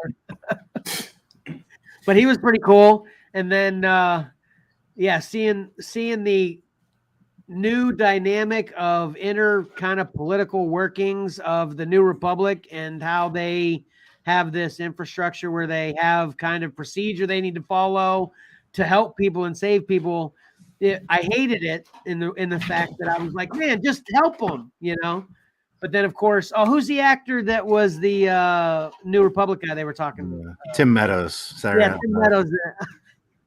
When he came on, which I like him. I mentioned to Jesse, I was like, man, there's just the Star Wars universe getting so huge. There's just enough room for everybody. Just get everybody you know from anywhere else, give them a part in these Star Wars, whether it be movie or show or whatever. And I thought he was really great, but he made a great point. Obviously, you know, the X-Wing pilot is there to try to get the New Republic to help out Navarro, and he basically says, we've got a lot of people to help out. There's a line, essentially. Yeah. We can't just drop everything and help you now, which obviously makes sense. You know, Yeah. We're obviously focused on the Mando, so we want him to kind of be bumped up in line, but you know. And this sort of goes to the larger scheme and why probably the New Republic didn't really work out is because just think of everything they had to take on, you know. Yeah. It was more than they were ready to handle, probably. You know. Yeah. That's a good point. Definitely. And I also read, you know, a lot of this, the Dr. Pershing episode, and maybe some of this was supposedly intended to be on Cara Dune's spinoff show that was canceled. Oh, really? Oh, okay. Like the Rangers of the New Republic or something. So I guess they're bringing a lot of those unused story ideas into the Mandalorian, thus creating, you know, the Star Wars show that you're kind of talking about, Kevin. You know? It's all awesome for me. This might be my favorite. This is probably my favorite of this season, I'd say so far episode, but there's only even one or two episodes that are even in the running and compared to this episode for me personally, and even the other two seasons. You know, I love this episode so much. Yeah. You know, I like seeing all the familiar faces, especially from, you know, classic Star Wars. You know, you see some squid heads and you see, you know, the Weequays, and, you know, all these are pirates that are on there, you know, on Navarro. It was cool, you know? Yeah. And I don't know if I want to say it here, but the big spoiler for me was the patron at the rec center for the New Republic. Yeah. I was going to say that because I don't even think Mike knows who it would be. Yeah. I'll bet you probably Michael wouldn't either. You know, that's kind of unless you're into the cartoons kind of thing, right? So I mean, I don't think it's really going to be a spoiler for. I was disappointed that it was spoiled for me because it would have been a big you know reveal for me. It was because I really liked Rebels. I mean, I think a lot of people wrote it off initially because it was sort of kidified at the beginning, like season 1, but it got really good, and I like all the characters from that show. Man, this is definitely a place I love that we cross over, Pat, because everything you just said specifically how I feel to a T. And I described this specifically to Jesse. So first of all, right after we got done finally watching it, I didn't get it watched until yesterday. So I was late. I got on my phone and I think right after we watched it was when I was doing the tally-in for Scruffles. And sure enough, first thing that came up on my phone was Zeb. Yep. Michael, that's the spoiler, by the way. Zeb is in this episode. Do you know who Zeb is? That name sounds familiar. It's just been like forever. So I'm going to say no. Yeah. Mark really liked Rebels a lot. So we watched that. So you know who Zeb is then? Yeah, I know the name. I could probably pick him out of a lineup. Okay. You definitely could. Well, this'll you'll know when I say this. Yeah. So because this tags on to what Patrick was saying, I was kind of not really warming up to Rebels at first either. And to be more specific, the character I liked the least was Zeb at first, you know? Right. But man, he grew on me quick though. Because, you know, first of all, he's kind of a goofball. And then secondly, he's kind of a jerk, You know, especially early in Rebels, he's really fighting with the droid a lot and fighting with Ezra a lot. And I took him as kind of the bully of the squad. I wasn't feeling him, and then especially with him being goofy. But then, yeah, I love him. He's definitely, I pretty much I think that's what's so great about Rebels is I think all the character development and growth throughout the entire series was done so well. I honestly, I'd have to say Kanan is my favorite, but they're all so equally good in different ways. That series is definitely underrated and underloved in my opinion. Doesn't it seem like doesn't it seem like Clone Wars was like that for such a long time, but then for whatever reason everyone just started, I'm talking about the animated, fell in love with the Clone Wars, but Rebels was still kind of second fiddle. But it seems like maybe Rebels is kind of moving up that echelon of love as far as Star Wars fans are concerned. It was, the animation style was so different, and like I said, it seemed a little kidified at the beginning, and I think a lot of people just wrote it off immediately, and that was the problem. This is kind of a side note, but I'm just curious now that I'm thinking about it right now. The only one I still feel that way about is Resistance. Have you watched all of Resistance? I have not. Yeah, me neither. I guess I'm sort of guilty of the same thing. That's what I was gonna say. I watched the first couple episodes of Resistance, but it is so different as well, even from Clone Wars or Rebels, that I wrote Resistance off fairly early. But I know I'm gonna get back to it. But I don't know anything hard. Oh, obviously I know the gist of it. And like I said, I watched the first couple episodes, but I don't know if it evolved to become more quality like Clone Wars and Rebels did, So, but it was awesome seeing Zeb. As soon as I saw him, since I didn't get it spoiled, I was like, oh, Zeb is awesome. Yeah. And Jessie looked back and she's like, who's that guy? And I was like, Rebels. And she goes, oh, the cartoon. I said, yeah. So she didn't know anything about him. And he looked good too, didn't he? Yeah. He did a good job. Yep. Same. They had the same voice actor come in and voice him and everything. So yeah, it was great. I can't wait. Yeah. Sorry. And the only reason I'm sorry, Mike, about it being a little spoiler for you, but the only reason I don't feel too bad about being a spoiler, and maybe this is the only negative about it, but it's really not a negative because it was just like a 5-second cameo. It was he's not essential to the story in any way, shape, or form. So yeah, exactly. Well, it sounds like I can wait then. It was still cool though, Yeah, and the only other thing I'd say about this episode is something we had mentioned previously, is was the ending where they the armor is talking to Bo-Katan and lets her do something, and so maybe we're getting what I hoped we would get. I was a little confused by it though. So Mike, this is probably, I don't know if you care about this spoiler. You said you don't care about any of them because you're just going to watch it, right? Yeah. Sorry, I muted myself. Someone's knocking at the door. The dog's going crazy. Okay.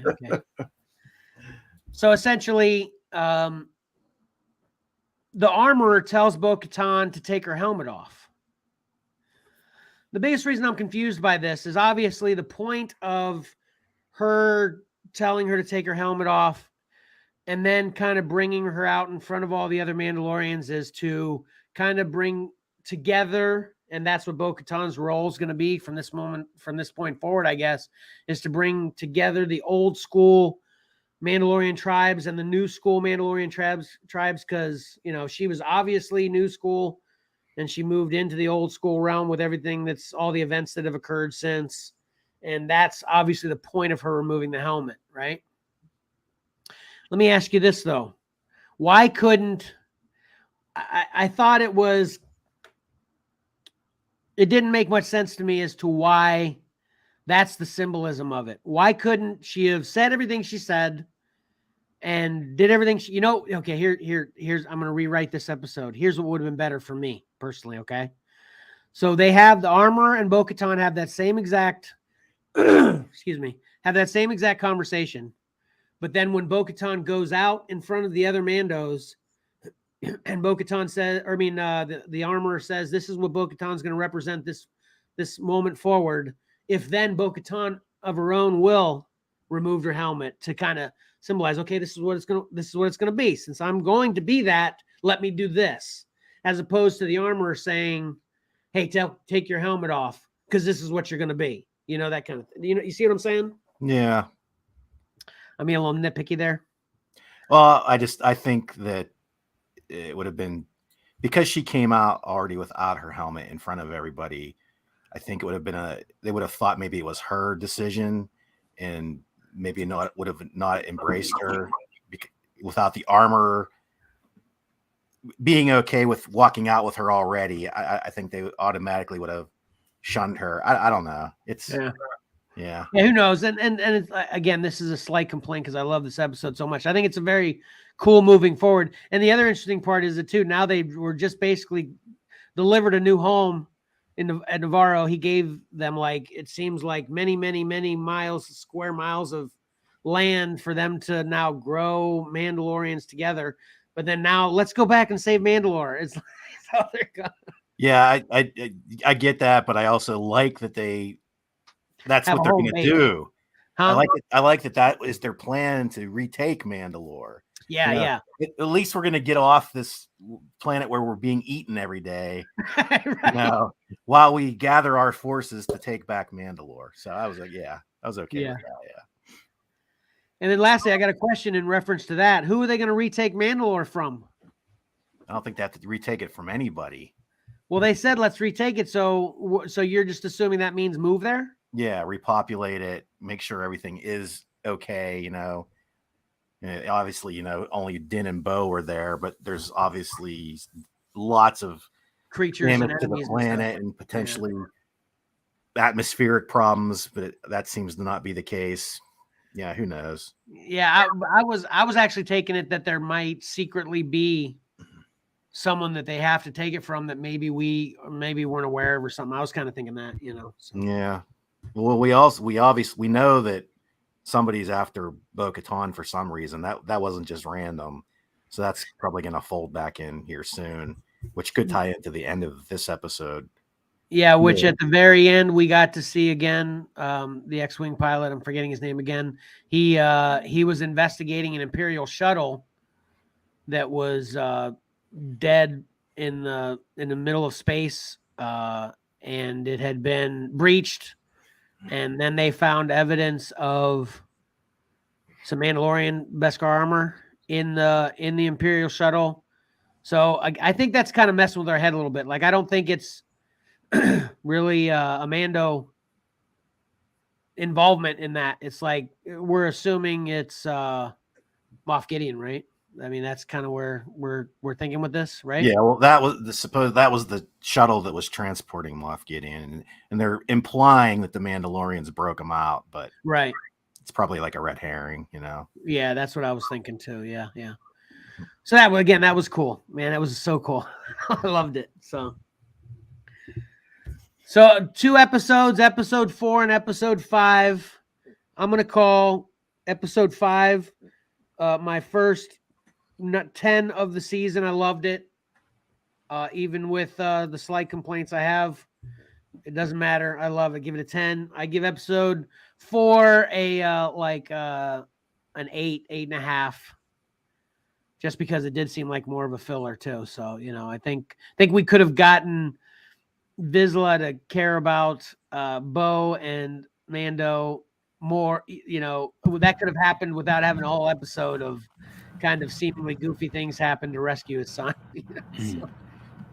Yeah, it is weird. It is weird how they brought the baby pterodactyl beasts back with them too. Oh yeah, I totally forgot about that. I totally thought that was weird too. And oh man, you gave me a new strain of consciousness here too, because I have this to say too. I don't know if I'm feeling this whole Grogu being a Mandalorian foundling. I'm not. It doesn't fit right for me. I don't know what they're gonna do. Obviously, I've seen a bunch of I've seen a bunch of illustrations with kind of where Grogu will end up with this kind of Mandalorian Jedi crossover kind of thing, and it looked cool. But I don't see how they're gonna get from where he currently is to the end point. Yeah. So, but yeah, then even more so, what Pat's just mentioned is at the end of episode 4, essentially what was happening with that pterodactyl bird is it would bring children to its nest so that her babies could feed on it to grow. So of course, when they got to the nest, there was 3 baby pterodactyl creatures, and rather than kill them afterwards, they just brought them back to the Mandalorian arc or outpost or whatever to become Mandos, because they refer to he says, I've got more foundlings for you, and these 3 giant baby pterodactyl birds come off the spaceship. It was like, what? What the heck? I did think it was cool bringing the turtle croc or turtle gator back though, too, because that's what ended up killing the pterodactyl, right? Yeah. Yeah, so that was very episode 1 kind of reminiscent. There's always a bigger fish, whatever. Yeah. All right, so that's all I got. Is that all? Yeah, that's Yep, okay. That's all. Okay. That's all. All right. How long was that episode? episode 5. I don't know exactly. It seemed like it might have been long though. What say you, Pat? Was it long? Yeah, it was a little longer than the short ones we got at the beginning of the season. Yeah. Yeah, but it rocked, Mike. Definitely get back to it as soon as you can. Lexi's officially completely checked out. He said she's not feeling Mando at all, so she doesn't even want to watch it anymore. Huh. I'm like, whatever, fine. Make me sad. That's fine. Yeah. I can take it. So anyway. So then that'll do it. Does anybody else have any, now this is the segment of what y'all wanted to mention. Obviously, Mike already mentioned Tetris. So you guys got anything else? No, not really. Nope. All right. I got one. Okay. For any other nerds out there, the D&D movie is worth watching. It is enjoyable, not terrible, not cringe. It does not really it's not bad. I enjoyed it for what it is. I barely played D&D myself, but I respect the material and how they actually went about telling the story that they're telling. And the characters are enjoyable. The plot, because it's like D&D, it's not like the old video game movies that beginning and then they just flop because they're trying to follow a narrative. Like D&D is they're just set in a world and they're telling a story. So they're telling that story. I think the best way I can give an analogy, it's like Lord of the Rings meets Ocean's 11. Okay. That's how I can that's I think one way I can describe that movie to people. And I say it's worthwhile to watch. Okay, so we got a big positive for Tetris. Got a big positive for D&D's. What is it of Thieves? Honor Amongst Thieves. Honor Amongst Thieves. Yeah, I definitely want to check out both of those. I want to try to see the D&D in theaters. But anyway, we were talking about that quite a bit with the action figures that are coming out, right, Pat? Yeah. All right. Yeah. Okay. All right, we're doing this. So we got a studio audience, Michael. You might not have been aware of that since the last time you were here. So moving right along then.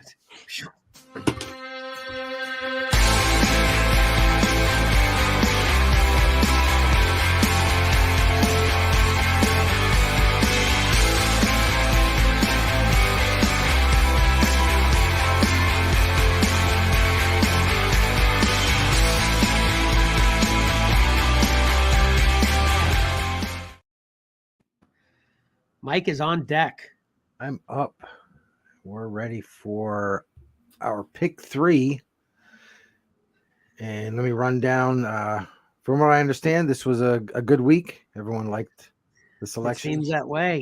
Yeah. So we'll start with Ghost Rider 13, Bjorn Barons. And I really want to know what's going on in this book, because that's the helmet from Weapon X. Yeah, that's what I assumed. That's what it looks like to me. So yeah, I'll be picking this one up. Flash 796, Torrin Clark, Scarlet Witch 4, Alex Ross, another timeless cover, and Poison Ivy 11, Seb McKinnon, and he is a Magic the Gathering artist that is venturing into comics. Venom 18 by the Scotty Young. Joker, the Man Who Stopped Laughing, number 7, Francisco Matina. And yeah, that is a disturbing cover. It is. Yeah, that's why I didn't pick it. Yeah. Then we have Disney Villains, Scar number 1, Karen S. Darbo. I Am Iron Man number 2, Valiero. I said this over and over. Gian Giordano. Gian Giordano, yeah. King Spawn 21, Mark Brooks, and Planet of the Apes number 1, Todd Knock. Okay. And So can I ask a couple? Can I say a couple things before you show? yeah, absolutely. Give me your feedback here. So that's supposed to be a take on the Venetian blind variants, right? With that Planet of the Apes, right? Yeah. I think this is the third. I think the third artist to jump into the ring there with these. I stopped after the first round. I'm still trying to get them all. I love them, and yeah, so I love this one. Mm-hmm. And then I just want to let y'all know I got all my timeless villainous variants with my DC shipment yesterday. They all came in. And then yeah, of course, Patrick had a comment about how there's a lot of teeth in this week. So yeah, with Venom, yeah, that Joker, holy cow! There was a different Joker, I think a different one I was going to use, but then I just couldn't pass that one up. It's just interesting. Let me see. It actually received some votes. Good. And then, man, I'm still, I like these Poison Ivy covers. I mean, they definitely look cool, but the biggest reason I can't put them in a greatness category for me is, man, there's so much empty space with this cover, Yeah, well, I think that's part of it, though. That's part of the charm for you. Okay. Yeah. Plus, it gave me some place to put the Pick 3 logo this week. Yeah, that's quite challenging for, I imagine. It is. Patrick's always like, where am I going to put this? And I hate to do it to that cover, but it was my only choice, Yeah. Yep. Yeah, Cora, when she saw this one, she's like, okay, I need you to buy this copy for me. I'm like, oh, you like it? She goes, yeah, I want to tear the cover off and hang it on my wall.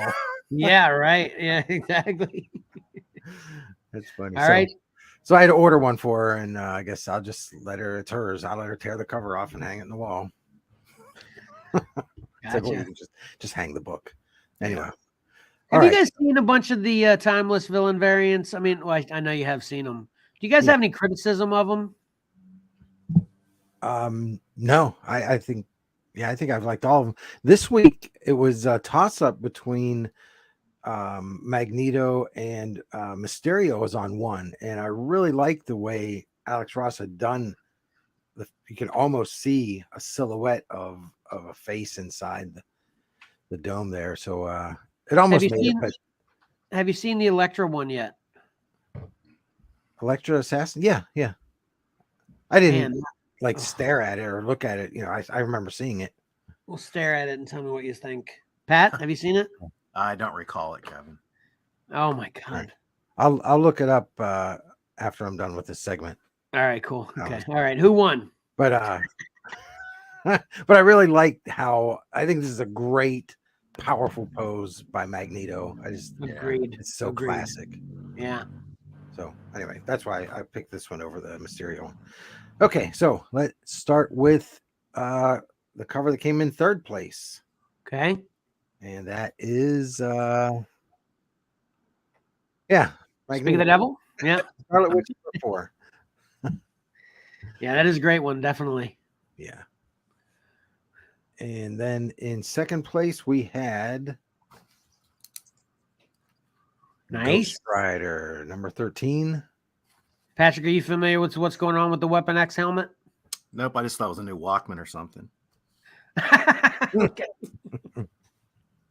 Yeah, I think the green on that cover is real striking. Yeah, it is cool. Yeah, there's an unusual Ghost Rider cover. There you go. Yeah. So I'm picking this one up, and the next issue as well. Keep an eye out for it on the next or on the pick 3 when it comes out, because it looks pretty cool. And in first place, receiving the most votes, was the hardly any art there, Poison Ivy. Daggum. These real artistic ones, they usually do well on our pick 3. Yeah, they do. Yeah. They're non-traditional superhero comic book look. I think I'm the only one in our family that didn't pick it. I think you are. Yeah. You're one of the only ones in the whole thing that didn't pick it. Oh, really? Did it get the most out of all of them, like by far, huh? Oh wow. No. But it got a large amount. So I think it's nice. I think this is one that will do better when you're actually holding it in your hand. Probably. Yeah, probably. Yeah. What number is that? That's number 11. Number 11. How many of them kind of look this way? Because I know we've had 2 now, right? That look this way. I think each issue has some really unique variant covers on this one. Now, unfortunately for this series, I think that's probably the best thing it has going for it, from what I've heard. Gotcha. It's just not a very well written. That's a shame. Yeah. So get it for the cover and tear it off and hang it on the wall, I guess. Not a bad idea. All right, I got a comment here. Couple 3, just run them up real quick. My wife says that is a beautiful cover. It's the best one of the week. I think she put that up there before you actually revealed that she is accurate. It is the best one of the week. And then she said yes. Yeah. So I think you better order her a copy of it. I better. So she can, then her next comment's going to be, no, don't buy me any comic book stuff. So that's what I got for the pick 3.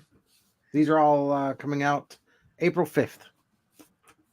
This coming Wednesday. That's good. Yeah. Yeah, I think I got my Magneto in my DCBS shipment yesterday, though. How's that work? I think I did. Maybe I'm wrong. I'm probably wrong, right? Yeah. Because I got 11. I got 11 of those bad boys in that shipment yesterday. It was a fat stack. I saw your stack. Heck yeah. That was like, you can put that on a high chair. Yeah. Which that's what really made us kind of compare the covers too. And actually, Jesse's first criticism was about the White Queen, how she has a very masculine face. And then I looked at Elektra and I'm like, oh man, Elektra literally, she could pass as Conan. That if you just isolated her face, I mean, the way she just looks like a man. Yeah, I pulled it up, Kevin. I see what you're talking about. I don't know if he was leaning into that Greek look, Yeah. But yeah, it's kind of odd. You see the White Queen one too? Wasn't the White Queen one of our picks before? No, that was Phoenix. Yeah, I got the Dark Phoenix too. Yeah. So. I don't have that big of a problem with the White Queen. That's what I told Jesse. I don't really, but I can see where she's kind of thinking that with her too. But I think in the White Queen's history, she's had a lot of kind of different looks over the years, and she did at one point in time have kind of a really rough kind of look for a while. They've really kind of made her softer in the past few months. It seems. She's got like that real smug look on her face too. I noticed that through a lot of these. Alex Ross is pulling that off. That Magneto this week is a good example. All these villains have that look on their face, like, yeah, perfectly suited for them. Hold on, I'll get them uploaded here real quick. Hey, I just want to show my prediction skills here, even though I failed earlier, but not predicting Tetris. I did predict. My wife says, no, I don't need you to buy it. So I nailed that one. So, all right. So that was good though. Yeah, it was a good week. The only one I, didn't like at all, because I can appreciate the Poison Ivy, but I was just stating why I didn't vote for it. The only one I didn't like at all really was the Flash. I'm not feeling these new Flash covers for some reason. Yeah, I'm not a fan of that artist. Yeah, I'm not a fan of him as well, but I liked kind of how dynamic those ones were, I guess. Yeah, they look very actiony. They're fast. Yeah. And they should be. It's the Flash. Yeah, exactly. Well, it's all coming to an end with issue 800 or whatever. Okay. All right, moving right along. Then, or are we waiting for you to put up those? Okay. Yeah. So here's the sketch that he did. That he ended up basing the painting on. So I guess you know, and then I think that being a sketch. Oh, jeez, look at it. Seriously, dude. Seriously, look and at then it. look at the sketch. No, I was gonna say that works better as a sketch. It's not as bad, but yeah, look at that. It's like a professional wrestler, and not the female type. I don't know. What do you think, Mike? Yeah, I can see where. I mean, there's that issue of Amazing Spider-Man where MJ looks very mannish. I don't know which one you're talking about. I've talked about it. Tom ruined it for me because I'm like, oh, this is a great cover, and then he pointed it out. I'm like, crap, I can never unsee that. I recall that. I can't visualize it in my head right now. Michael, what do you think of this?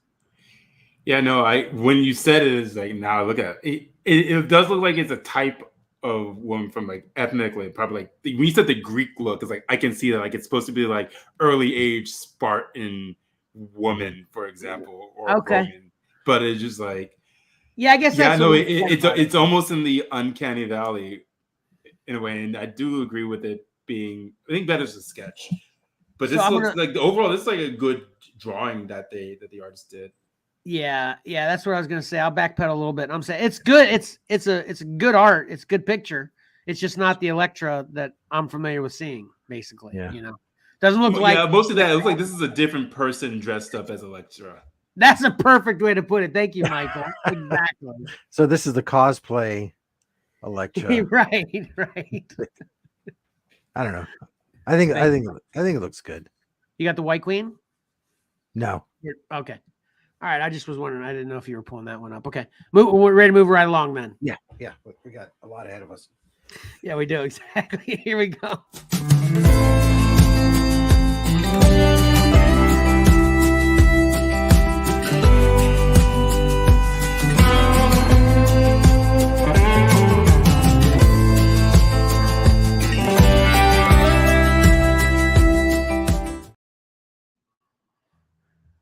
All right, Mike, you're first. Oh, sweet. Let me get oh, here we go. Okay. What are we doing? I wasn't paying attention. These are the reviews, right? Yeah, yes. I was hooking my phone back up. Okay. All right. I read Little Monsters number 11. Don't fear, Patrick. I know you're not here, so there are no spoilers. Okay, thanks. I was going to mention that. Yeah. I won't talk too specifically about this issue. Like I've said in the past, with each issue, you don't get a whole lot of story. I think this is going to work really, really well in the trade paperback form where you can actually sit down and read the whole thing. This is number 11. Once again, Jeff Lemire writing, Dustin Nguyen on the art. It really does look like Dustin was rushing his art on this issue. I'm not sure what he's working on now. I think the series only has 2 more issues left. I imagine he's already onto something else, but it just really looked rushed. Inside or the cover or both? Inside, and some of it actually resembled Jeff Lemire's style a little bit. And I actually looked to the front to see if maybe Lemire had done a few panels or something, but I do have 2 panels here. I really love these 2 panels, and this is just perfect Lemire and Dustin Nguyen capturing what he's got going on in the dialogue and stuff. It's just really great.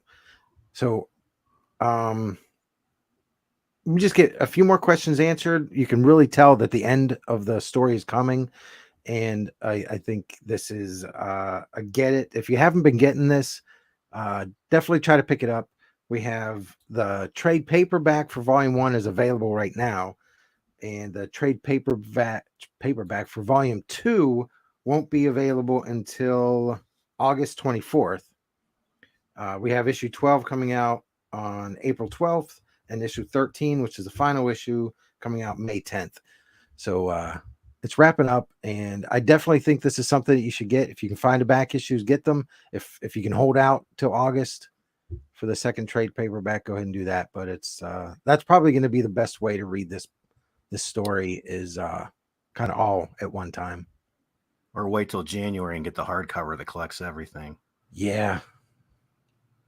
I'll probably end up getting both. Well, I have the single, so yeah, I'll probably wait for the hardcover. Yeah. So it is it's a get it for me. Okay. And I'm going to backtrack a couple weeks when I reviewed Blue Book. Okay. And I mentioned there's actually a movie based on that event, UFO incident. I watched about the first 20 minutes of this, and it's terrible.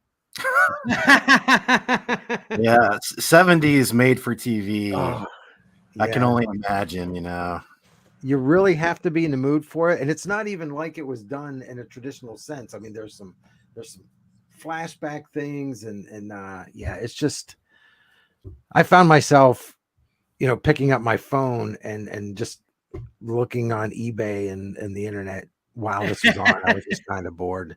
So this is in the wrong segment too. You should have mentioned this in what we watched. Yeah, but it's linked to my review of Blue Book. I know.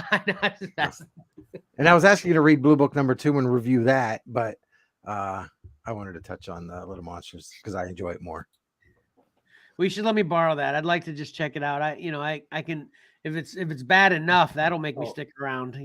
So. Oh, this? Yeah. Oh, I don't own it. It's you can watch it on streaming. I can't remember what channel it was. Oh, okay. I thought you were saying you bought it too. Okay, no, okay. No, thank goodness. And I'm sorry for anybody that bought it after I pointed it out a couple weeks ago. We could probably get it from $1 bin, anyway. So yeah. All right, Patrick, you said you didn't have anything this week, right? Kind of not. Just my schedule wasn't lining up, but I had been reading.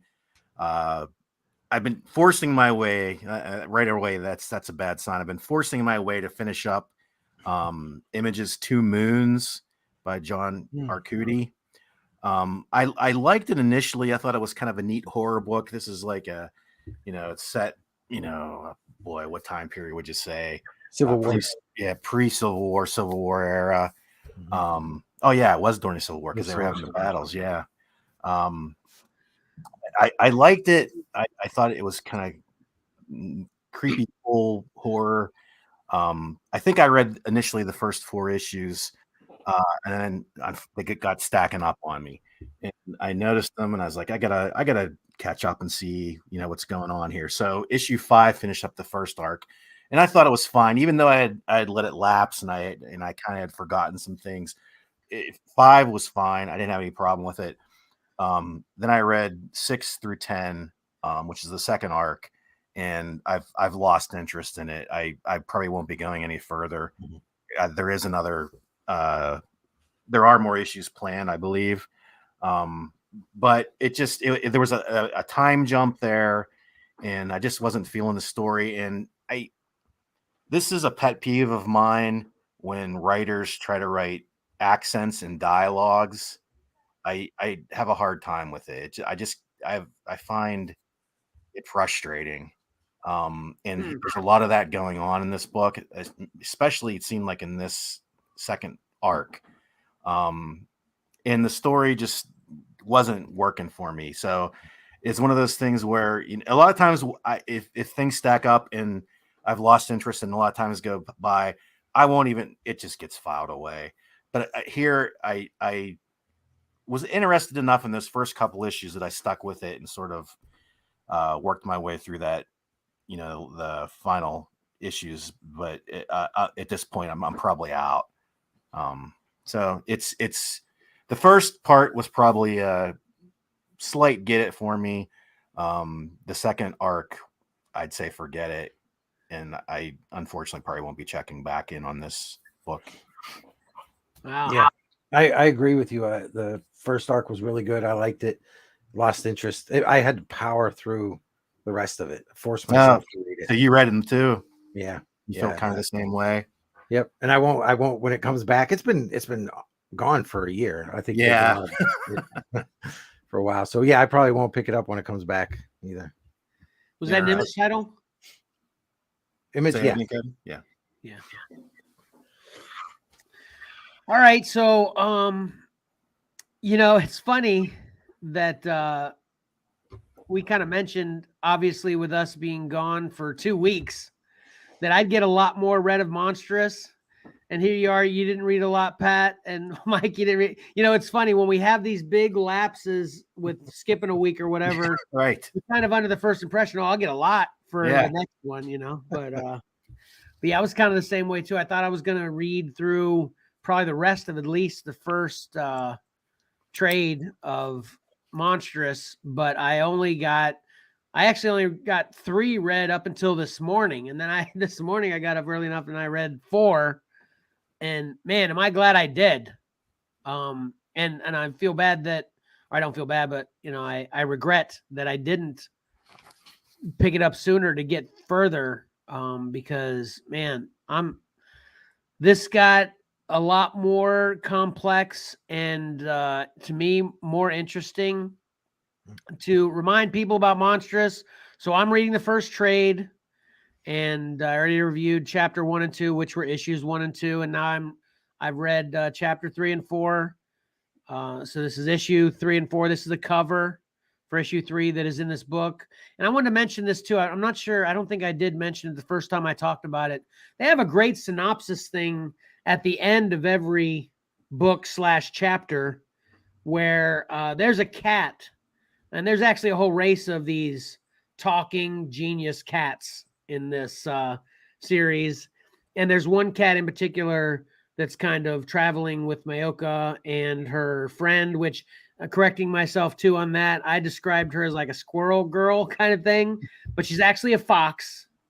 So that's her on the cover, and that is the cat on the cover as well that are playing major roles in Mako's story.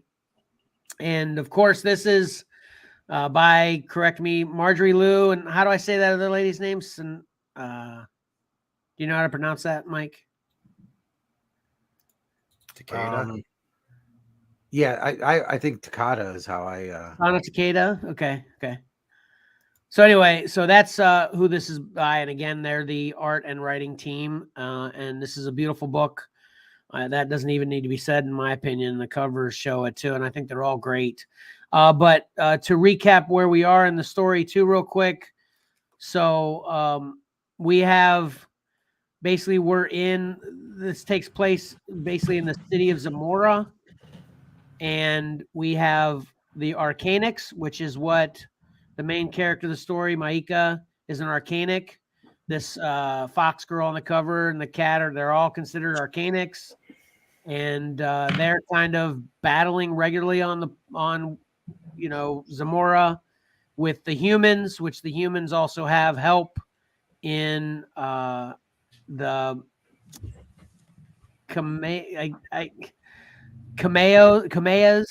They're powerful humans that are kind of witches and stuff that help the humans fight the Arcanics. And the first thing that became interesting, let me just get through issue 3 real quick, because what I'm getting ready to describe that makes this really good to me doesn't get into it until issue 4. Issue 3, basically, to remind you again, she was kind of captured and she was going to be sold off to kind of slavers, it seems, and that's kind of what Arcanics are about. They're kind of being constantly chased down by the humans, and we catch up with McKay there. She escapes, so they're on the run. In this issue, the people that are trying to track them down from where they escaped specifically catch up with them, and at the end of the second issue, McKay actually is revealed as she becomes this crazy monstrous creature.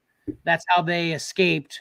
And then essentially whenever they catch up to them again in this issue, this monstrous creature comes out again and helps them escape again. So issue 3 is pretty simplistic in that regard. The cat plays a big role of fighting. You find out it's not just a smart cat, it's kind of a mean cat, and it helps them escape.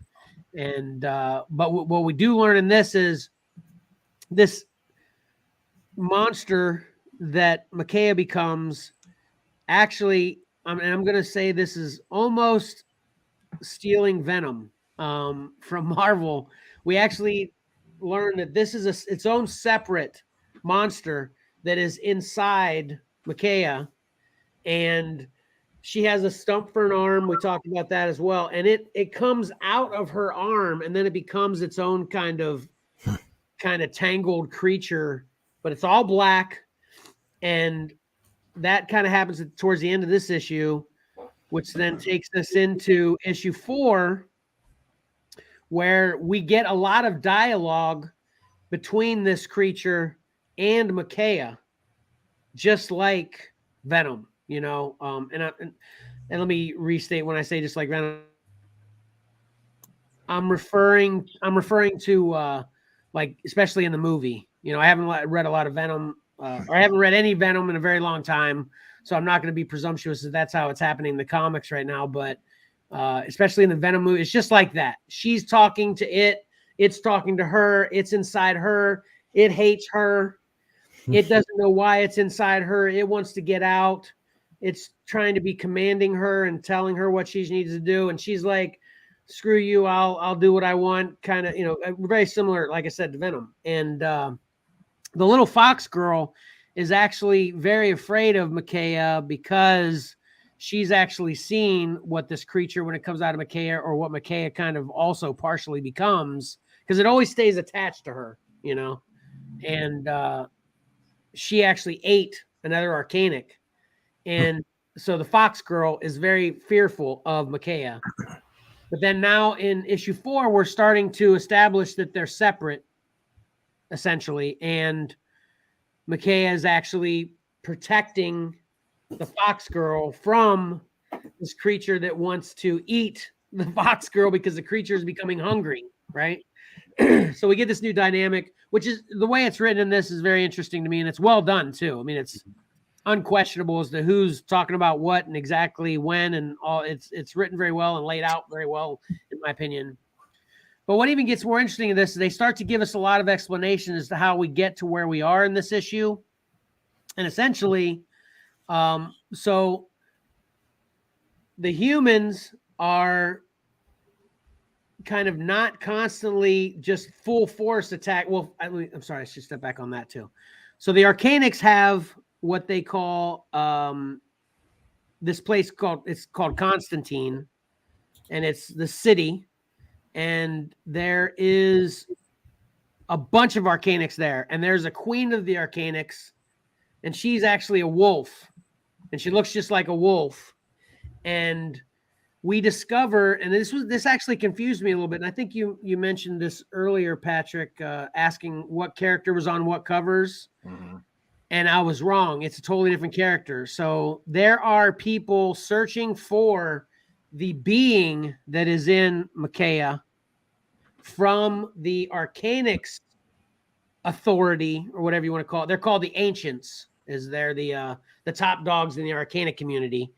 They are actually searching for this being because there was a battle, and it was called the Battle of, I got my notes here.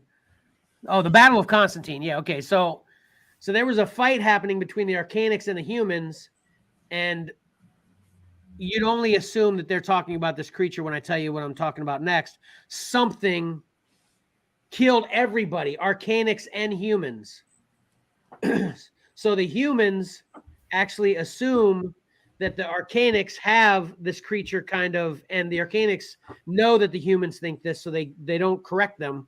But the humans assume the Arcanics have control of this creature that destroyed everybody at the Battle of Constantine. So that's the only reason they're not kind of going full force at the Arcanics all the time. And that's why there's kind of a world of Arcanics and a world of humans kind of completely kept separately because of this battle. And then the character that you asked about that was on the cover of that issue, they just refer to her as Warlord. She's looking for the entity, and she, in this issue, discovers that it's in Maika. So now the Arcanics and the humans are both after Maika for different reasons. One of them are looking for this entity inside of her, and then the other one, is looking for her because, as I mentioned before, they kind of look at her as like the one as far as the Arcanics are concerned. And then also, and this is going to be, I'm going to have to check this for the next show, but there is a resource in the bones of Arcanics called Lilium. Okay.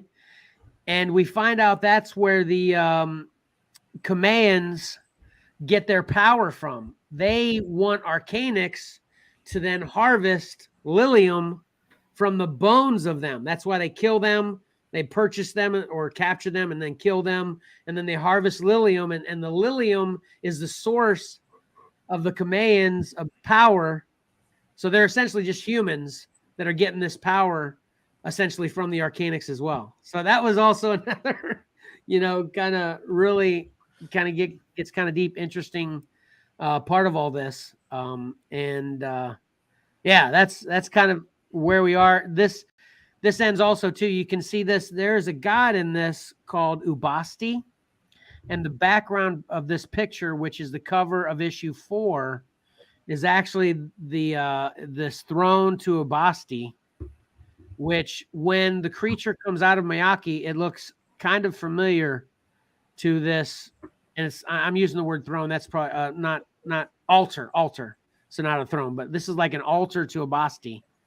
And Ubasti and this creature that is in Mayaka have odd similarities as well. So, we kind of end with her. In this issue, we end with her on the run again. And she's gone to this altar of Ubasti to kind of meditate and kind of see what she needs to do next. And then we're just kind of seeing she's kind of got 2 different groups of dangerous people in miscellaneous ways coming after her. So anyway, that's where we are at the end of this one. It sounds like a great story. And obviously we all know the artwork is phenomenal. Yeah. It's like nothing I've seen. I mean, she's got such a distinct style and look. This would probably make a great animated movie. And I don't know if they be better if it was kind of like the Pixar style, real computer, or like a Japanese style. But I think Japanese style would probably be better with work. how this is kind of crazy the way it is. And everybody looks cool as heck too. Yeah. Even the queen of the Arcanics, she's this big wolf character. She looks awesome, So I'm surprised this book doesn't get more attention.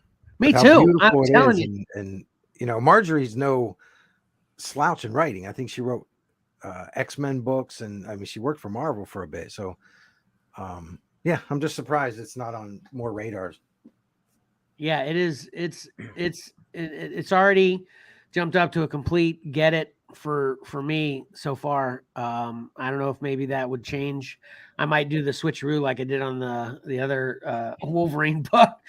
I'll be like, get it. Wait, actually don't get this, but I don't see that happening. But this is great. It's great stuff. And you guys should definitely check it out too. And again, obviously the trades are out. So, you just get the trades on it. It's a great read. And like I said, it's well done. I may be confusing as heck with what I'm explaining, but it's written so well. It's not confusing, so. And I mentioned the cat for a minute. What they do at the end of every issue is the cat is sitting there talking to what I'd assume is its children. There's like 2 little cats. So like literally the last page of every issue is the cat that's the main part of the story telling the story to its little 2 cats in a very, Cliff Note kind of synopsis version. It covers the whole page. It's the last page. It's one picture, but it's got like 13 bubbles down to him kind of describing everything that happened in the issue you just read. So if it is confusing at all, it kind of wraps it up in a nice little ball. That's genius. That's yeah. neat. Yeah. Yeah, I thought it was cool. Yeah. So many times I get to the end, I'm like, oh, what did I read? Exactly. And she's like saying, there you go. Yeah, that's very well said, Mike, because that's especially after episode 3. I mean, man, I keep saying episode. Sorry. Especially after issue 3.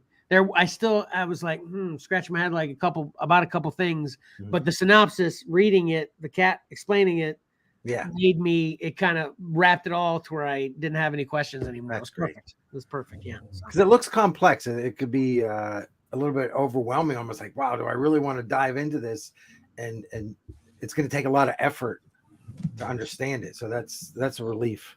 Yeah, it's helpful. Yeah, that's definitely. one reason I have, because I've been getting it monthly, and I'm like, man, am I ready to dive into this? So yeah, I think you should. Well, as soon as I'm done with my trade, which I think is the first 6 issues, I'll hand it off to you if you want to check it out. Yeah. Because I'm not taking care of it either. It's going from my living room to my bedroom stuff. So as I'm either laying down or sitting down reading it, it's getting some. Yeah. It's getting not a good grade. It's not a good grade. All right, Michael, what'd you read? I read Alice in Wonderland. Oh, you did what for school? Yeah, for school. Actually, to be serious, there was actually a class that the entire thing was nothing but Alice in Wonderland and all the adaptations. So it was like, wow. There was a couple of comics that were like fan comics based around Alice in Wonderland just for the assignment. But it's like it was pretty interesting, like how people take a story that we know and then twisting it or changing or adding in more information to it. I forget what some of the comics were called to its either name, but yeah, that's what I've read. Some were bad and some were good.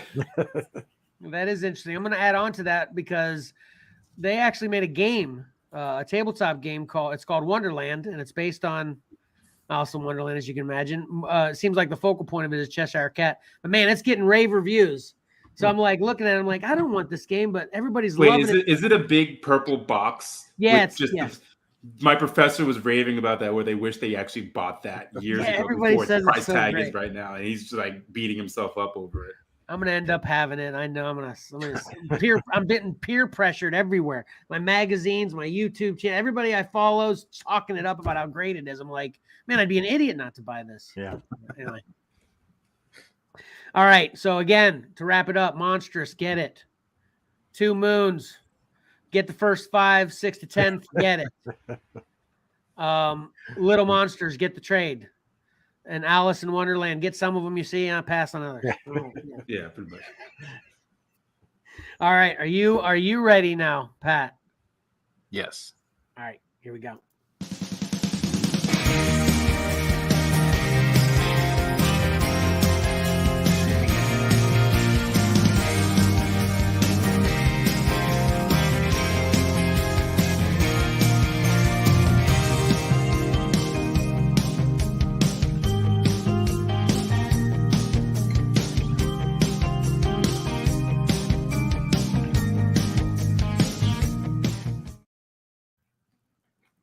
Awesome.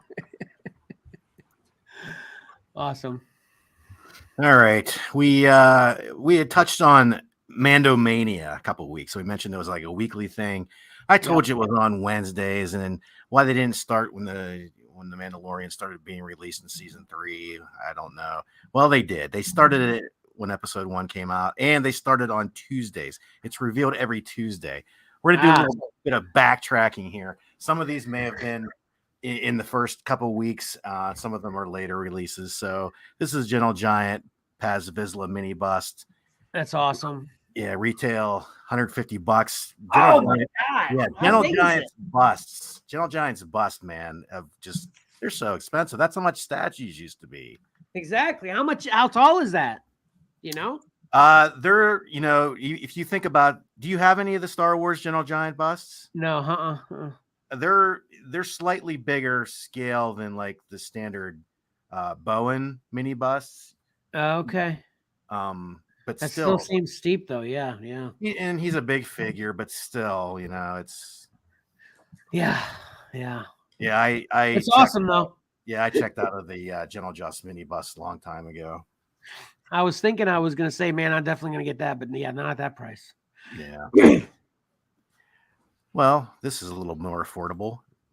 A Mandalorian N1 microfighter. I always like these. I know Valor had picked a few up in maybe I found a couple on clearance here or there, but I think for what the price point is, this is a pretty neat little series. These little microfighters. Those are cool.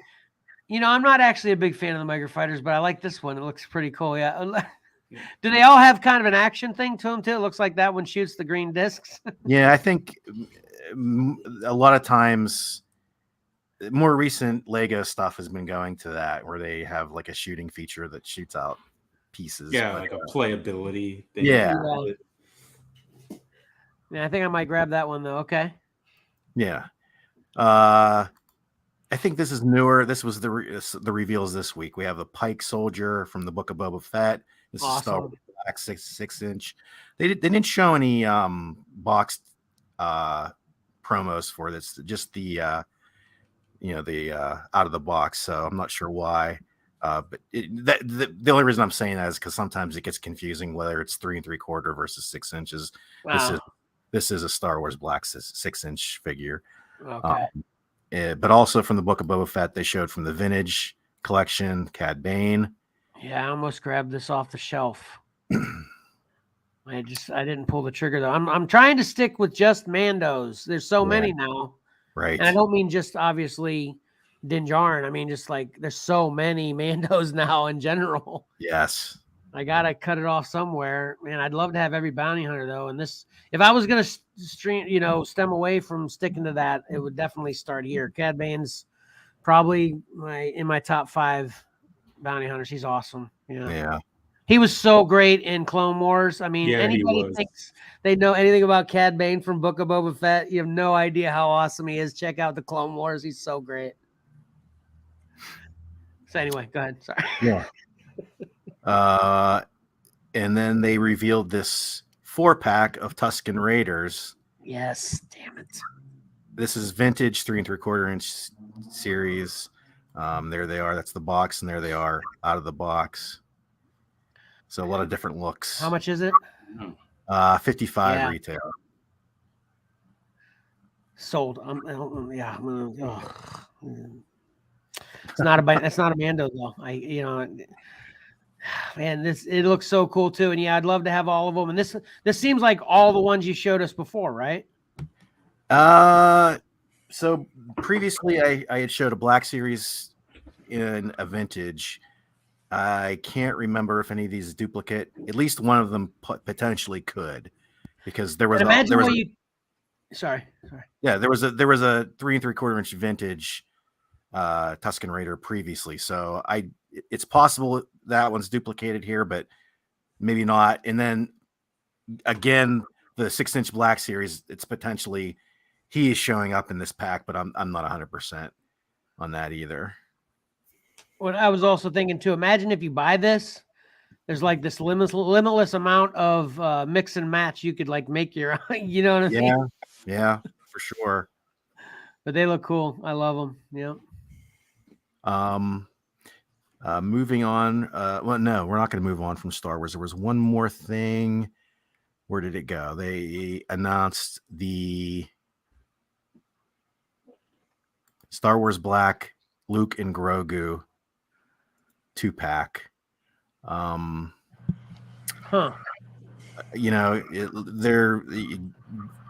is $45, which to me seems a little outrageous, because you're getting the 20, if you want to say $25 6-inch figure, where's the rest of the money go? Because Grogu is just practically an accessory. He's so tiny.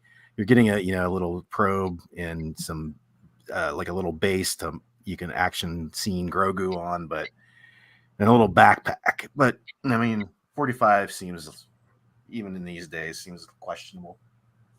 Do you have these out of the box? Do you have a picture of this one out of the box? No. I thought I did, but it doesn't look like it. No.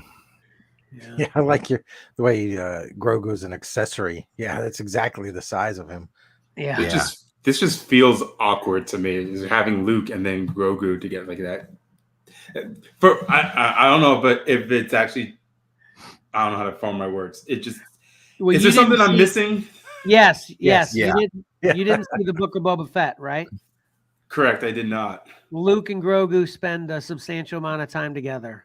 Okay, then. All right. Yeah. Now that I have that context, this. Yeah. I was like, I don't remember that. Yeah, if you're late to the party, Michael, the Book of Boba Fett wasn't entirely about Boba Fett. It was. Never mind, late to the party. I missed the party. Yeah. No, the party's not over. You're just late. The party's not over. Yeah. Thank God. Okay, Many of the chapters were not dedicated in the book to Boba Fett. Let's just say that. Much to the chagrin of Boba Fett lovers.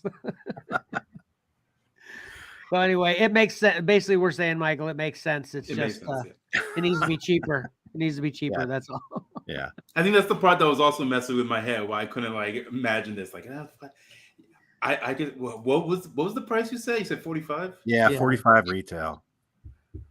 I was like, I could stretch it. I could see 40, maybe 38.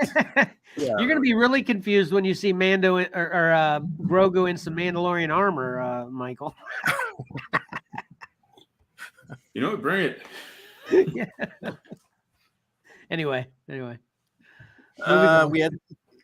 had some NECA news coming out. They, in their Universal Monsters, they showed new pictures for the creature from the Black Lagoon. Continuing, more of their awesomeness on this line. There's some shots with some backgrounds. He just Wow. He looks great. They all look great. Yeah. I don't have any of them. You want me to ruin it for you? Yes. Go ahead. And go back to the first picture. He looks like he has too much lipstick on. Well, I think that's kind of how that costume was, I think, wasn't it? Wasn't it lips very red in the movie, weren't they? It was black and white. Yeah. Right. Yeah. So, but there and the other pictures, they look great. I think the toned down red. Yeah. A little bit better. But, yeah. Might be the background at first. So that looks fantastic. Yeah. That's they're really good. And as usual, NECA releases a color version and a black and white version. Oh, really? Okay. Yeah. Now, was any of, I don't know if we've ever, I'm sure it's out there, but Predator designs, did any of it come from this maybe? Look at those hands. Yeah, that's a good question. I mean, I can see it. And even the feet to some extent. Very Predator-like. Yeah. You know, if the black and white, do you have a picture of the black and white action figure? No, they didn't. I don't think they showed the black and white one. For some reason, they don't. Yeah, for some reason, they don't release at the same time. Just adjust your monitor. Yeah, just toss in the Photoshop and just get rid of the color. Yeah. There's your black and white. They look awesome. If you were going to buy action figures, Mike, would this set be your first choice? Probably. It would be up there. Yeah. And I would probably go with the black and white versions of them because just that's what my eyes are used to seeing on the screen. Yeah, I'm so torn, Mike. I've been in the store and looked at the Frankenstein side by side, and I'm like, the traditionalist wants to get the black and white, but the color version does look good. It's good. It does. Yeah. Hey, I just want to put this up real quick. Kirk commented, "Who's taking anything out of the box?" I'm assuming when we were talking about that, where you didn't have the out of the box pictures. But Kirk, man, that's the thing now. You have to even see what your figure's like, you got to take it out of the box since there's no more, or they're trying to, it seems like, get rid of the bubble completely, right? We'll get to that. Does Tyler takes most of his out, right? Oh yeah. His are all displayed. They look awesome. Yeah. He's in it more for the having it than the collectability of it. He's putting together a nice collection, but he wants to display it as opposed to collect it. Yeah. Yep. Yeah, a lot of times currently there's a question of not only could your figure not be intact and be broken right out of the box, but you might not even have the right figure in the box with this current packaging. So yeah. They could be putting bricks in there. Yeah, exactly. That's it's happening. It is happening. It's out there. People are doing that. So it was bad enough before there was figure swappers. Now that there's no bubble to see through, it's even worse. Wow.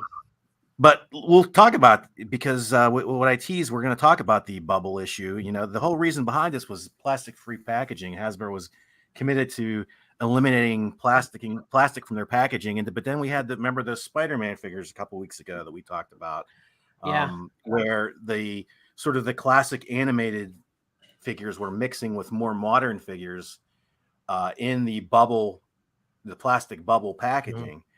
And it was kind of, or maybe they're rethinking their stance because the collectors don't like it and there's problems behind it, breakage that nobody knows about. Well, this is an odd situation because I 100% have to believe this is because of the delay in Across the Spider-Verse, but without any warning, without any reveals from Hasbro, these figures started showing up available through Amazon and at retail. So we have the Marvel Legends Across the Spider-Verse Part 1 Marvel Legends started showing up these last 2 weeks. The designs are, from the animation. So that's why you're going to see some odd things here. But they are branded as Marvel Legends and they're in the plastic blister bubble. So who knows what's going on with Hasbro. I don't like that one at all. I like them. I'm not a fan. I don't like them. And I like the Spider-Verse stuff, but yeah, he's too much of a triangle. Yeah, his torso's his waist is way too small for his torso. He looks very much like a Bruce Timm animated series, DC animated series figure. That was my first impression. Here he is out of the box. I mean, apparently this is what he's going to look like in the movie, but who knows? He skipped leg day. Yeah, that's all the Bruce Timm verse figures are like that. Huge upper body, spindly legs. Yep. This is one of my more favorites out of the so far that I've seen of these. And I'm not a big 2099 fan either, but I kind of like this one. So because you're a Bruce Timm fan, that's what's kind of maybe that's the case. There's Miles. I mean, he looks fine. Yeah. Here he is out of the packaging. You can get a better look at his unmasked face. He looks good. A lot of texture on the outfit. Yeah, that looks good. And that's now I'm doubly confused. And to be completely honest, I've never read any Spider-Man 2099. Is Spider-Man 2099 like big? I think he'd be the same size as like regular Spider-Man everywhere I've ever seen him. Yeah, I think he's generally looks just kind of like Spider-Man, a Spider-Man, but I have seen him like, I think in that more, muscular physique, but they're obviously, with all the Spider-Verse, with all these, Spider-Man animated from Sony, they're taking liberties and redesigning a lot of the characters. So, okay. So it will make sense. What we hope is once we see the Into the Spider-Verse 2, that the difference between Spider-Man 2099 and Miles in the movie will be the same as these figures. Yeah. Okay. All right. I'll accept that. Peter B. Oh my gosh. Sweatpants. What the heck? I love the sweatpants part of the storyline. That looks silly. That's just ridiculous. The thing that confuses me the most about this is why they didn't do the webbing on the costume in black. Yeah, they were concentrating too much on those sweats. This looks like an April Fool's joke. Like someone at the factory is like, you know what? I'm going to put a Spider-Man in these sweatpants. That looks like somebody made that in their playroom. It's like, oh, I got these two broken figures. Let me glue them together. Yeah. Here's a piece of advice that has. Oh, Michael, you're muted. I was saying it's like a mix and match. You just took the words out of my mouth. Like. Right. Yes. This is a piece of advice to them: is they shouldn't have released this. Maybe something in the movie will make this figure adore. I'm sure something that'll make us like this, possibly. But without seeing the movie, this is something they should have saved until after the movie was out and people could appreciate it to show it. Otherwise, it's ridiculous. I'm buying 10 pieces. I'm buying 10 of these. No, you're not. Yeah, because people are sleeping on it. So You're right. Oh, that's hilarious. All right, then we've got they're calling her Spider Gwen. I mean, Nice. That looks I mean, awesome. Yeah, she looks no issues there. She looks fine. Yeah. The head sculpts are definitely good. It's possible spoiler because I don't think we've seen her, and a lot of people were calling her Spider Woman outright, and I have her labeled as thus. But then I looked at her packaging this morning, and she's straight out just Jessica Drew. Okay. Yeah, I don't like the character design. I mean, I didn't pay much attention in the. Is this how she looks in comics too? It has elements of one of her more recent costumes, but Okay. not. I mean, I'd say 80% or 70% maybe to what that was. There she is. I think her head sculpt is cool. The way they did her glasses is really neat too, and that's a lot of nice sculpt work on that hair too. That's pretty crazy. I'm just not a fan of that costume at all. I like her older costume. Well, I'm not because I've never seen it before right now. So yeah, I mean this is Spider-Verse design here. Right. Gotcha. Yeah. Yeah, and I appreciate that aspect of it. Yeah. Then we have Spider-Punk. Uh-huh. I don't know. I mean, all right, what did I say about head sculpts? Maybe not. Yeah. This one's on an acid trip.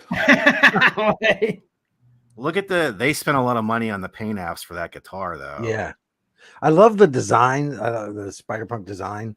I mean, I think they're spidering everything. We've got a dinosaur and everything, but yeah, I think the design of Spider-Punk's cool, and I like this one. Yeah, I'm not a fan. It's very lanky too. That's the other thing. Yeah, he looks like a skeleton, He essentially. is. Yeah, he's eat a sandwich. I like everything but the eyes. I know they're going for the punk aesthetic look, but it just, I mean, looks terrible in the package. There, I actually like that. well, I think the benefit of his head's being turned there a little bit. Yeah. It definitely looks like they're asymmetrical. They are. Yeah. On purpose, but I don't know if I dig it or not. Man, And I'm really also looking forward probably to this definitely movie, look though. better. Oh, sorry, you were saying? Sorry. No, I say it'll definitely likely look much better in the animated movie than it does right here. Right. And more so, even more so on a photo. If we get like the physical product to look at, then we might change our opinions on it. Yeah, ever so slightly. Yeah, that's what I was gonna say. Is I'm really looking forward to this movie. So, and I love this cast of characters. So I hope maybe the translation, once I love the movie, will make me like the figures better. Yeah. Yeah, and a lot, like I said about the guitar, but he's got a ton of paint apps. Period. Yeah. All the laces on the boots and the forearm covering, and just all the little details like the studs on this jacket and everything. That's there.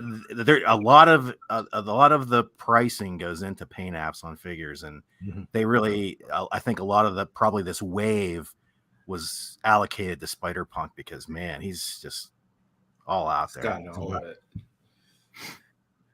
Well, they saved the money on this guy. We got the spot. Oh, See that? Okay, but check this out. His accessories are cool. Look at this. That is those are cool. Yeah. The figure, boy, he's kind of. Do you know this character? Yeah. Yeah, Is this how he looks in spectacular comics or Spider-Man. something close at least? He doesn't have these body proportions for sure. Right. That's what I was gonna say. Yeah. He's just a regular looking guy, Yeah, his legs are 75% of his body. Yeah. Yep. That is regular. cool with the I'm assuming dimension spots or whatever. And yeah. What'd you say, Michael? I said, yeah, regular looking guy.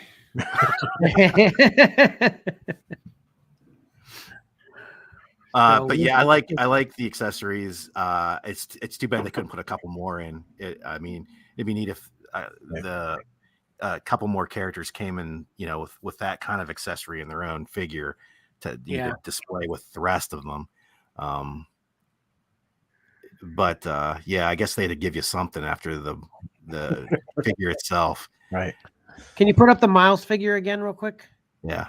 Where is he? Inbox or out? Out. Okay, so I guess that head, obviously the masked head, matches that portal spot. Pretty spot on, no pun intended. Yeah. Yeah, okay. I see what you're saying there. Yeah. I was just curious if they cared about it. Yeah. Yeah. And again, I apologize because some of these could be potential spoilers. Well, they are spoilers because I hadn't previously seen them.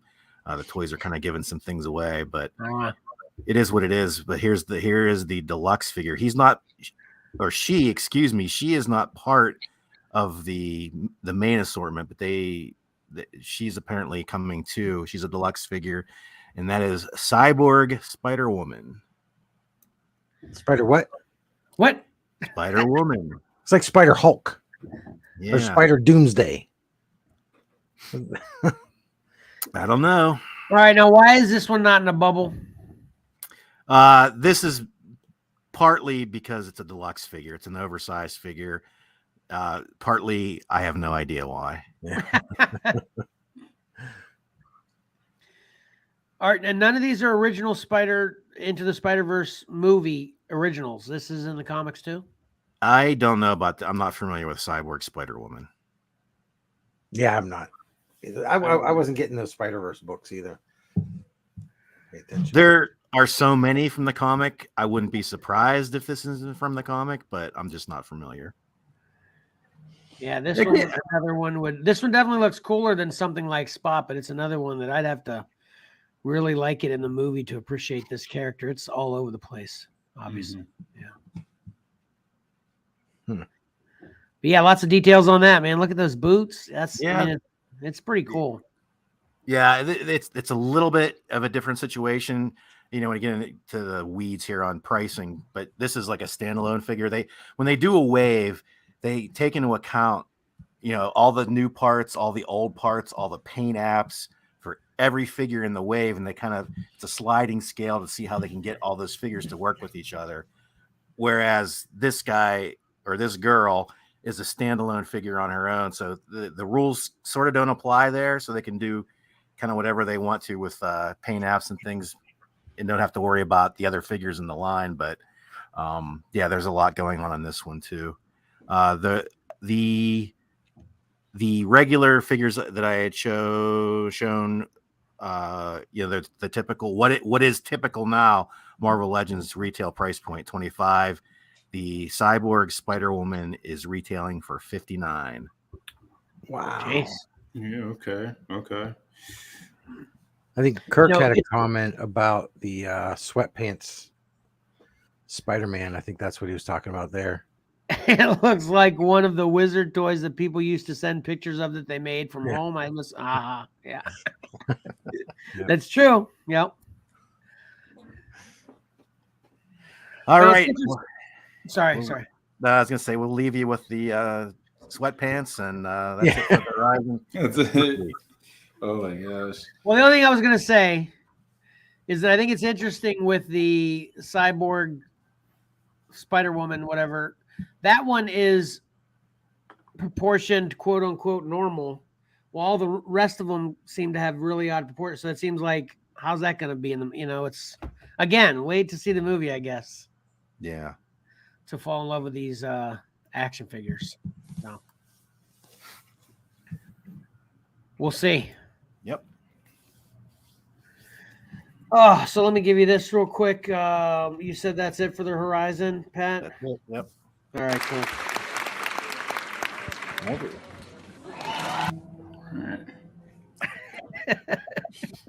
That's a tough gig, I'm appreciating Karen even more because of how that if you don't let it play out completely and then you restart it again, you actually started at the end. That's got to be a way to do that differently. I don't know what it is though, but anyway. So,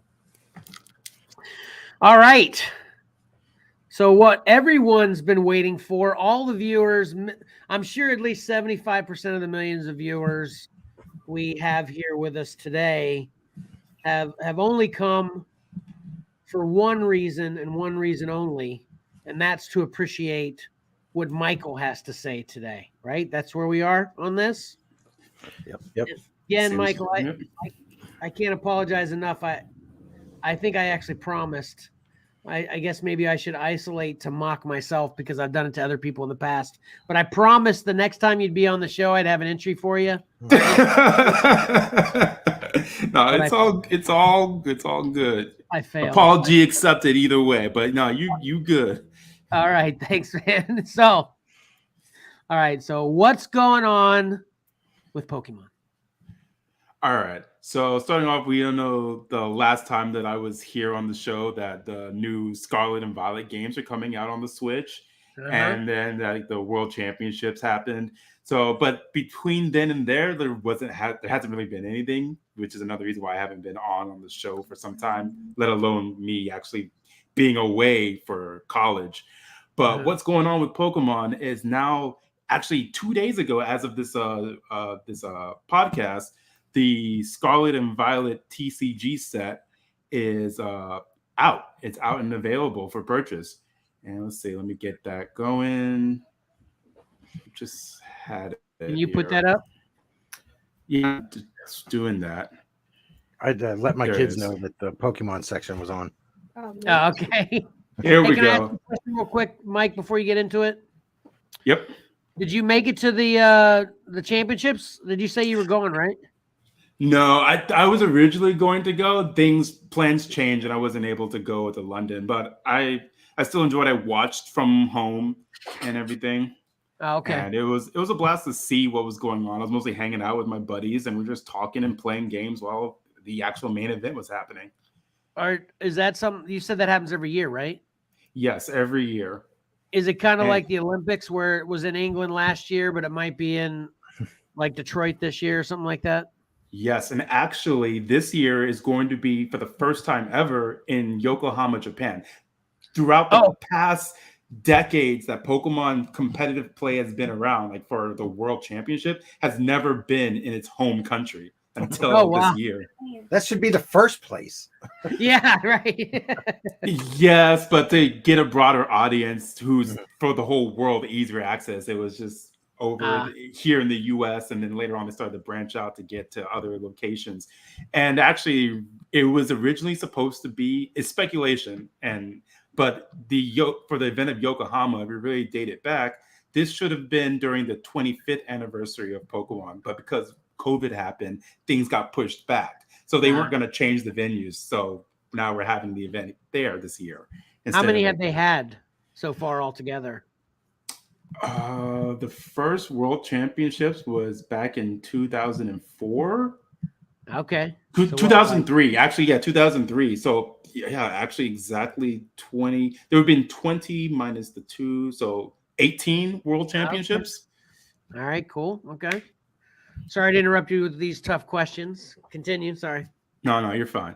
So we got the new Scarlet and Violet TCG. It just dropped recently. It's phenomenal. And going in, we're going to have some major design changes. Some of you may or may not have noticed if you haven't opened any product. We are gone with the yellow borders that we've known for these cards for the past decades. And so we're now matching up with silver border cards, which is kind of aligned with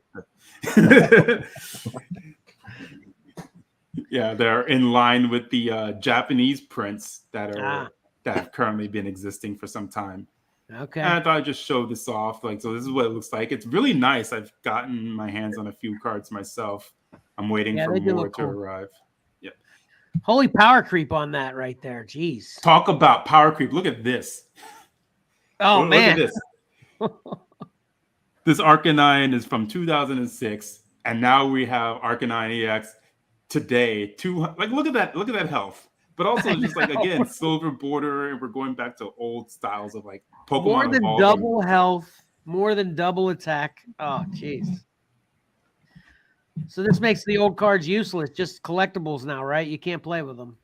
Well, yeah, definitely. That's always the case in the want to first have place. old card decks. Yeah, I gotcha. Yeah. Mm-hmm. That looks really cool, though. I love the way Arcanine's always been one of my favorite. He's awesome.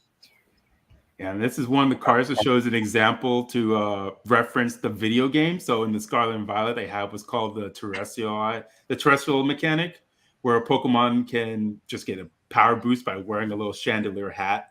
Oh, you mentioned that in the last time you were here. Yep. Yeah, I did. It's like recapping about it. So this is what one of the cards look like. You can see the Arcanine actually wearing it on the top of its head.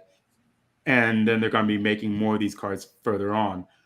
But going in, like here's example, like here's our English version, then here's the Japanese one. This is one of the legendaries from the game. In general. Okay.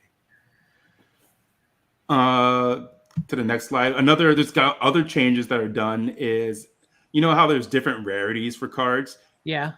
So now they're not simplifying it. They changed the way how you can identify it, because normally it's just circle, diamond, star, and then every other rare card just happens to be a star this, star that. So it's like here's a full art, here's a gold, here's a rainbow. It's like, but so they made this chart. They changed the rarity system to better for players and new collectors to understand what value they're really getting, like how rare this card really is. Okay, that's pretty cool. Okay. Yeah, it's like a nice little help. Another change is that they're doing away with the Hold on a second. I got a question. Logos. I got a question. I'm sorry. Yeah. So you've got the English version and the Japanese version here. Is the English only adapting the little, or changing to the little double star system, but the Japanese are still going to stay with the lettering system, or why those yes two? it is. I don't know why I brought that up to like emphasize it, but yes, instead of us using the lettering system that they have for double, like here's RR for double rare, we're just going with double star. It's kind of like we're still keeping the same stuff that we normally have on the cards. Gotcha. But we're starting to match up with what the Japanese prints are doing. Gotcha. Can I Cora had a question. Okay. Okay. So for like the changes in health and stuff, what if you only play with the old cards? Would you still be able to play the game? Yes, you can still play the game. The difference about it is if you're going to like say a big, like for a tournament, for official play and all that, then you would have to use the more recent cards, because that's what Pokemon has brought out to us to play with. Got it. But if you're just having casual fun, just have fun. Yeah. Got it. You just want to make sure you're matched up against someone that's about in the same generation of cards that you're using, especially because that power creep we're talking about, it's nuts. It's it'd really be impossible nuts for you to win if somebody has newer cards, even if you're just doing it casual. So these should be in big demand, the Scarlet and Violet stuff. If this, I mean, this is the first set that's changing the play, the competition. Yeah, quite a bit. This is going to be the Scarlet Violet's the base set. It's a lot of cool cards. I didn't get images for them, but you can find them on Pokemon's website or through other outlets to look at the images. The cards are phenomenal. And for the past couple of months with the recent sets, maybe some of you at home have been getting Pokemon cards, and you see these artwork rares. They're continuing on with that trend where there's going to be so many alters. Rainbow rares are gone. They're no longer around. And they're replaced with these alternate artworks. All right. So I need to get a box of this. Got it. What's next? I would say so. So next would you be... said you got a box. Is this the set you said you got a box for?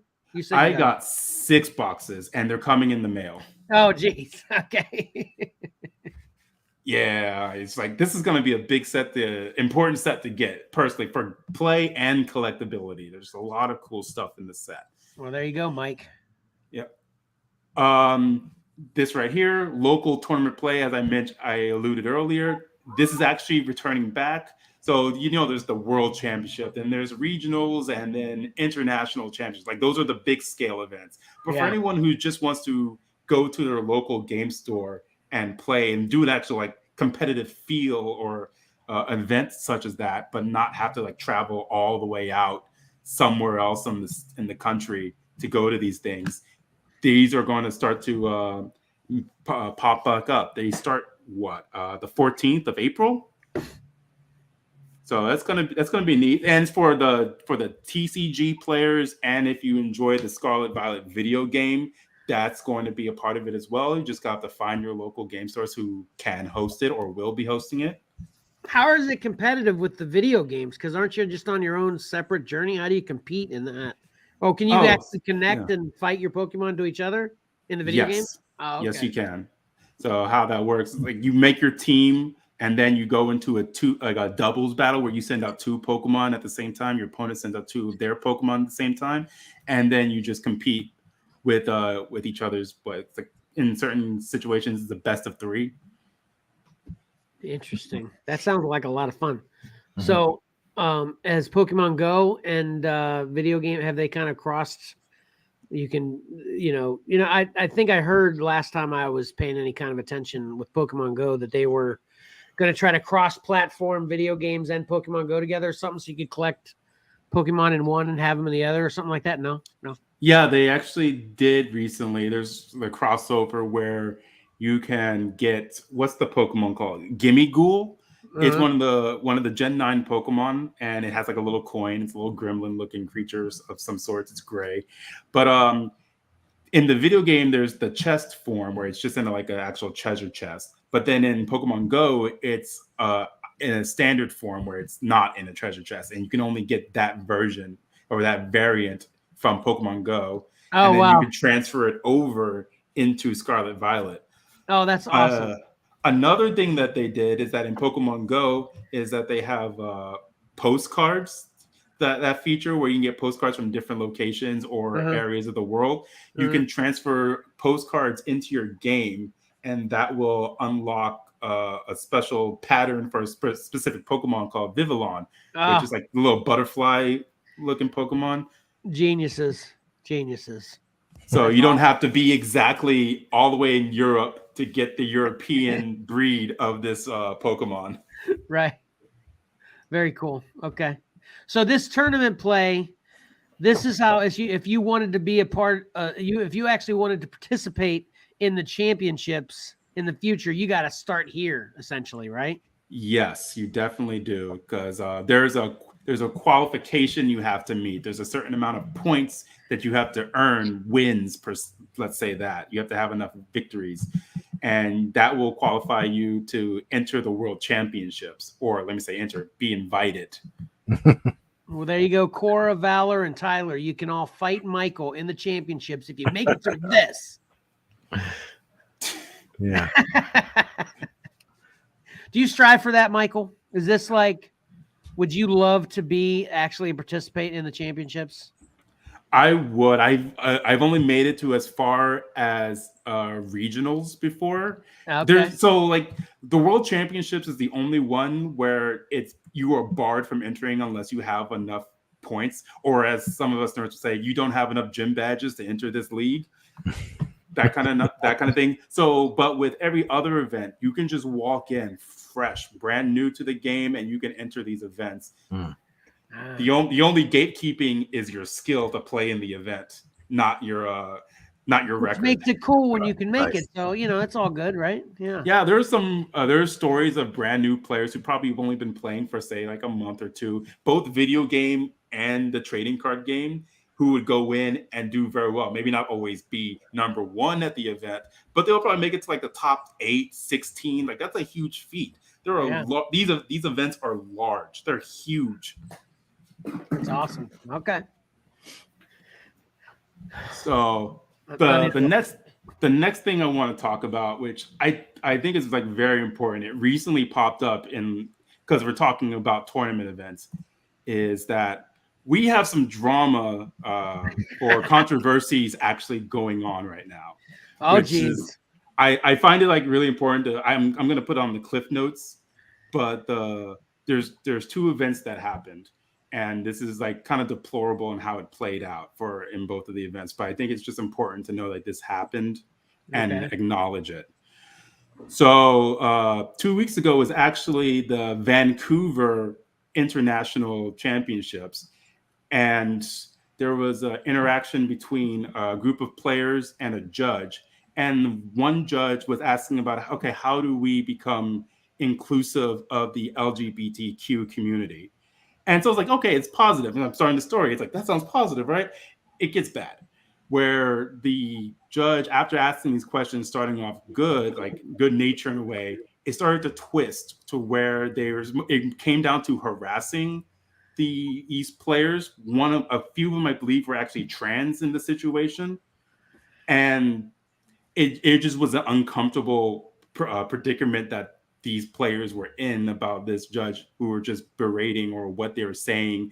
And yeah, so that judge actually has a lifetime ban from judging. Where'd that take place at? Vancouver. Canada. Mm-hmm. Yeah. Well, that sucks. Yeah, it is.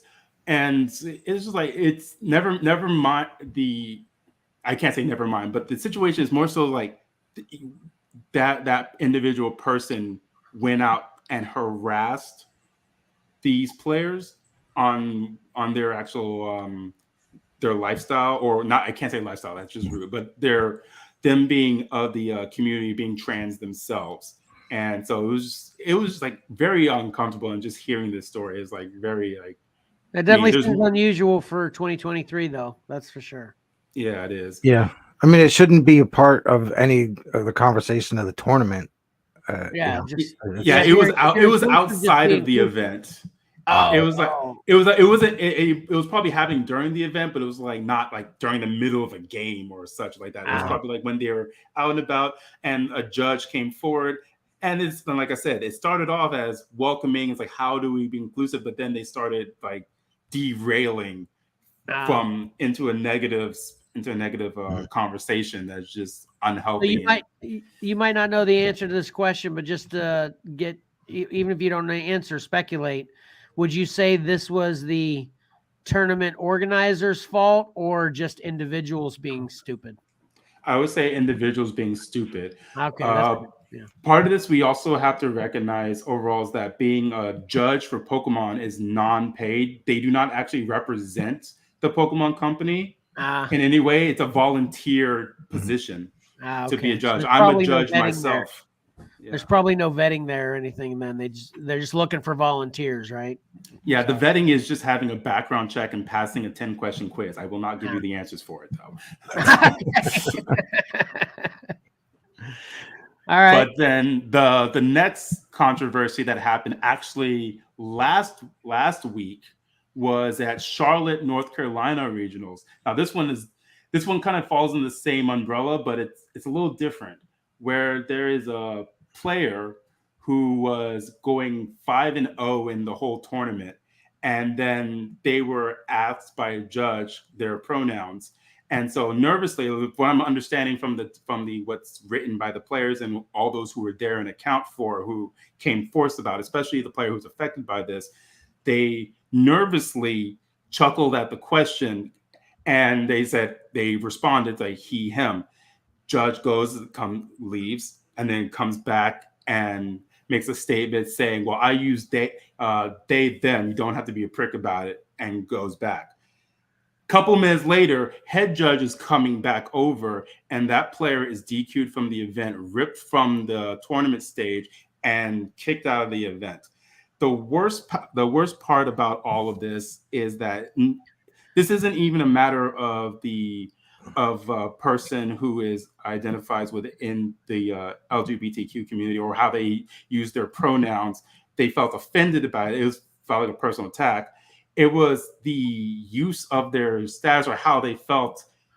It's like they're a position of power. They are a judge. And instead of maybe educating the player to say, hey, your response was not favorable, whether or not this player meant harm or not in the way they responded, they gave them the ban hammer. Like they just immediately just kicked them out with no de-escalation or any ways of just saying, educating a player so that way this doesn't happen again, just for knowledge sake. The worst part about it is all, now that I said this story, the player in question is 17 years old and is only with their friends. Their family's not with them because they're just traveling. He's just traveling with a team that he was with, some friends that go to this event. This is actually like heart-wrenching, honestly, for a teenager such as probably like maybe just, I mean, like I said, it's nerves. He's going so well. And even more so, this was on a live stream. This happened during the live streamed tournament play. Sounds like maybe they're falling out of focus from what it's all about. It's just about playing Pokemon. Playing Pokemon. Yeah. Yes, it is. So like Yeah. Pokemon's big on being inclusive of all of its players, regardless about it. But then there are those who I can't speak to it. I wasn't there, but I can only say in retrospect of reading these little news clips is that this definitely, there was no tact in how any of this was handled.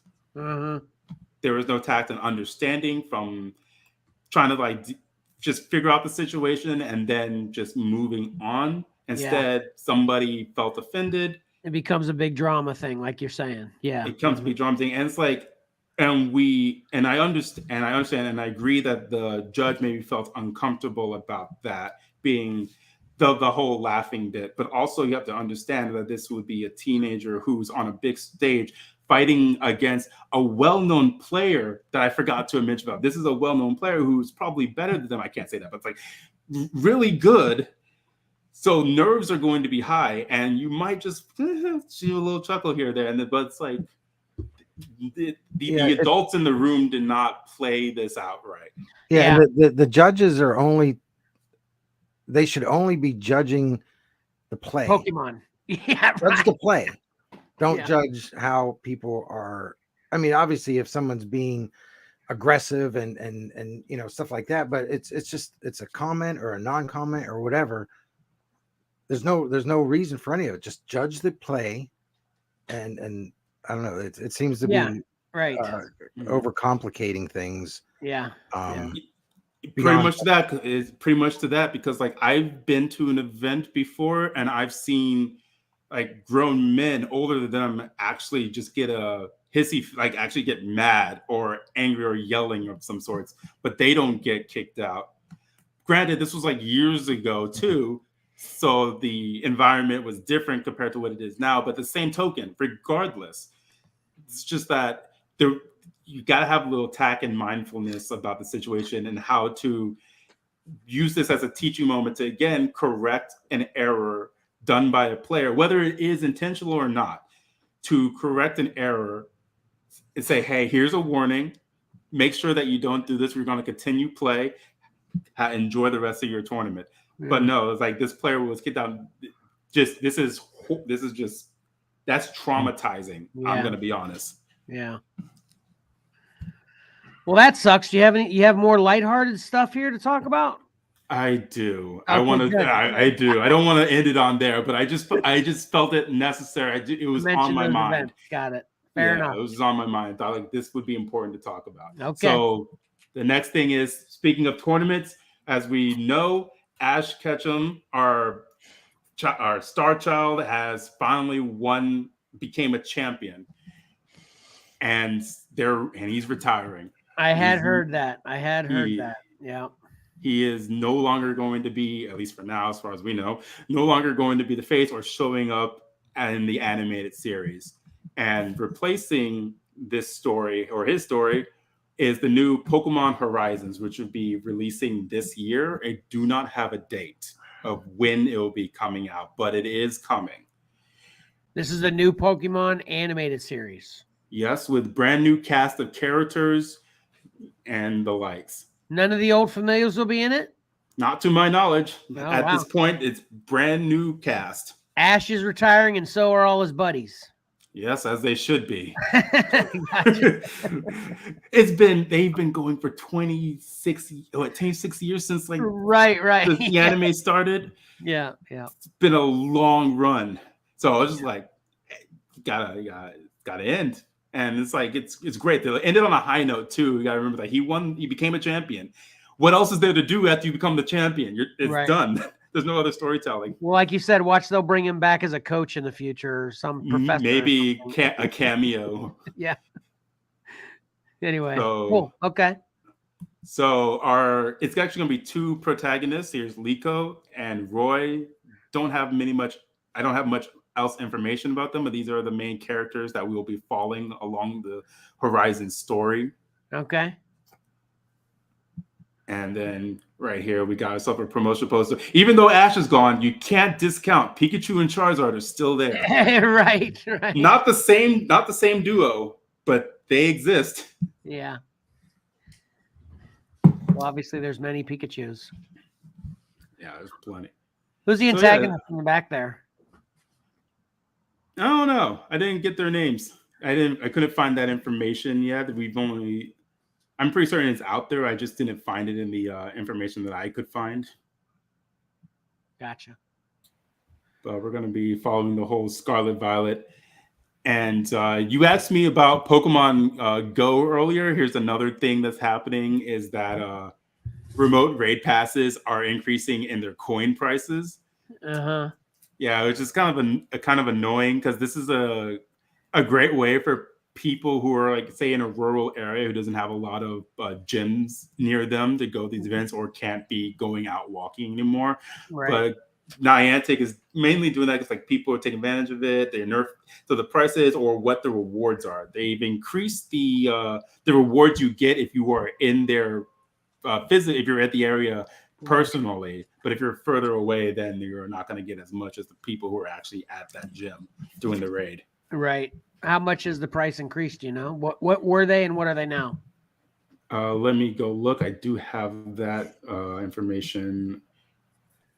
No, not that one. And for anybody who doesn't know, if you want to raid a gym, you have to, for a while, well, at the beginning, you had to actually physically be there. And then they came up with the remote raids to where you could participate in a raid without actually being there. So then now what Michael's telling us is that they increased the price of those remote raids. And I think that the last time I played it, they didn't have what you said too, which I think is a good idea, that the rewards are actually higher for the people that are physically there rather than, and I was actually in a few raids in like Australia and stuff. There's like no limit as to how far you can be from it too. Right, Michael? Yeah, there wasn't, as long as you get invited by somebody, you can just go to one of those raids. Yeah. So you'd get on Reddit and try to catch up with somebody from Australia to invite you to be in an Australia raid. It was awesome. Okay. Because of course, different countries have different champs or different big Pokemon, right? Yeah. Yes. All right. Let's see. So I just found it. This information doesn't have the current price, but it tells me what it's being raised to. So if you were to buy a single remote raid pass, it will increase to 195 Pokecoins. How much is that? Is that basically a penny per Pokecoin? I would guess so. I'm gonna be honest. I don't touch Pokemon Go too often, as much of a Pokemon nerd as I am myself. I think what I recall is I think the passes were $1 a piece, equivalently to $1 a piece back when I was playing. Okay, so then we can just translate this to like $1. So originally it would be like $1, like you said, a penny per point. Yeah. And so now it's $1.95. Yeah. And of course, you have your little bundles. You buy multiples, get a discounted rate. There are other changes. You can find out more information. It starts on April 6th is when they're gonna implement this. Okay, so anybody listening, if you want to correct us, we're not saying the numbers we're saying are accurate. We're just confirming that the prices have in fact gone up. Got it. Mark, did you have a question? Is that why you're hanging out now? Oh, I have this pack thing. No, he's got that pack. He wanted to open it before. Oh, let's go. Let's do that. Okay. Is this your last illustration? Yeah. This is the last. This is the last one. All right, we want to take those down so then we can make Mark big on the screen so you can see his cards he shows better. Yep. All right, here we go. This is what he's opening. New Scarlet and Violet. Nice. So this is a brand new set that Michael was just talking about. Right. Oh, and another thing I completely forgot to mention. So every rare is at least hollow. And you will get 2 reverse hollows in every pack. The illustration rares that I mentioned about earlier in the talk, they have the likelihood of arriving in one of those reverse hollow slots, just like the previous sets where you can get the illustration rares in a reverse hollow spot. Okay. He was having some difficulty opening.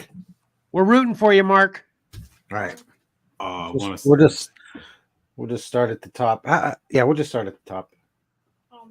Go ahead and hold it up. Yeah, get up closer Okay. there. Here. Here. Okay, yeah. So it's Crushing Hammer Trainer. Why am I on the I never put those in my deck. So I don't know those. Next up, Well, it's a good card. You should start. That card's Okay. annoying. Starly. The green's not All going right. to show up. No, yeah, Love get the green Starter. screen going on. Yeah. That's not Yeah. gonna be good for the next. Not this one, but the next. Flittle. Flittle. All right. Mhm. Oh. Shroomish. All green.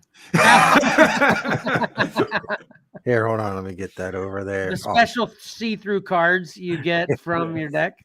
Right. All right. Next up is Espathra. I'm terrible with these names. Yeah, you got it. That one involves from Flittle.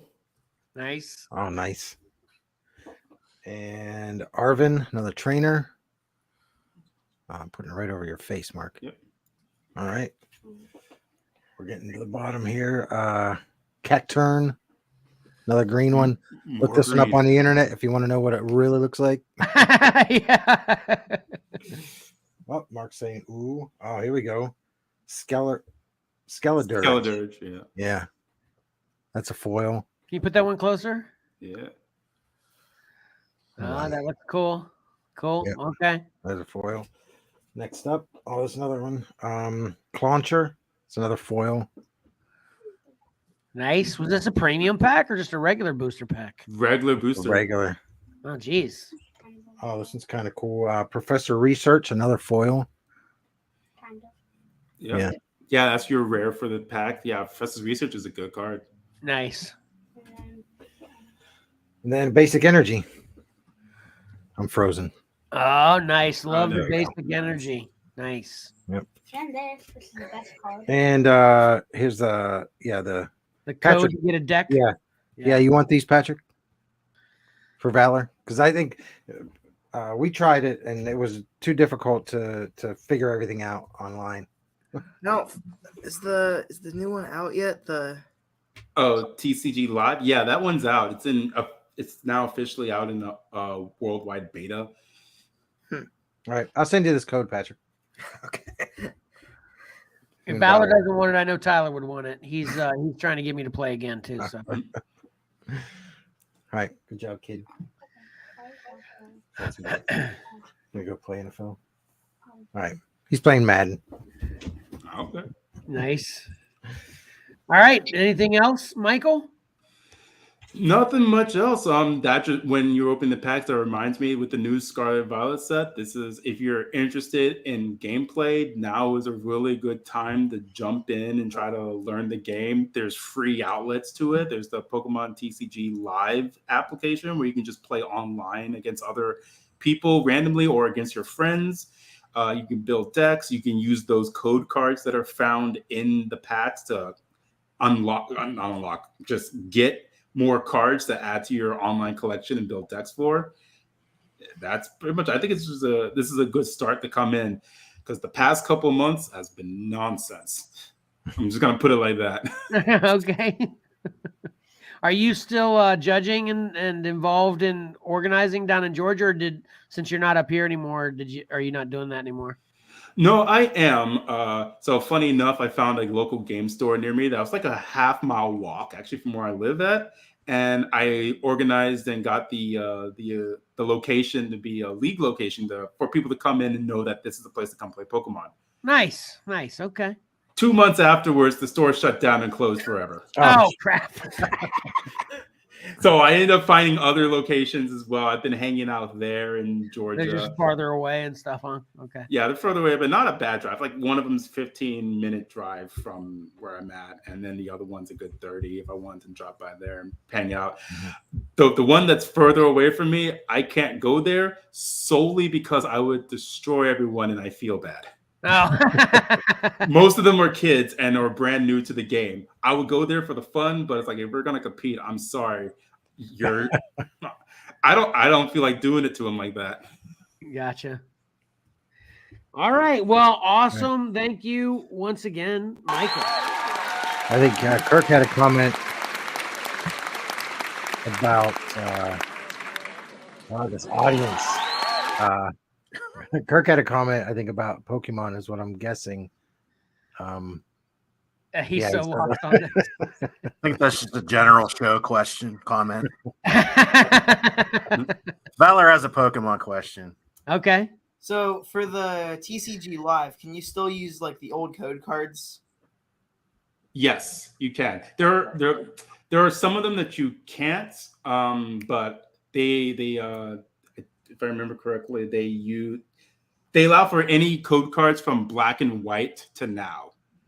Okay. So you can go all the way back to like 2013 code cards if you happen to have those. Gotcha. All right. Cool. Thank you. You're welcome. Okay. All right. Oh, look at that. It's dinner time. Yeah. I need food myself, honestly. All right, let's do this last thing and then we'll call it a day. Here we go.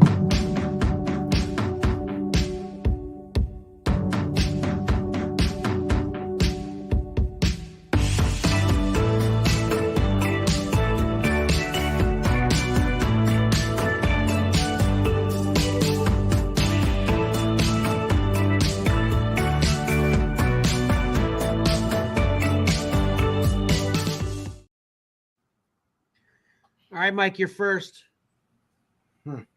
Funny story. I don't recall how we changed this. I'm with Kirk. I'm so lost on all this.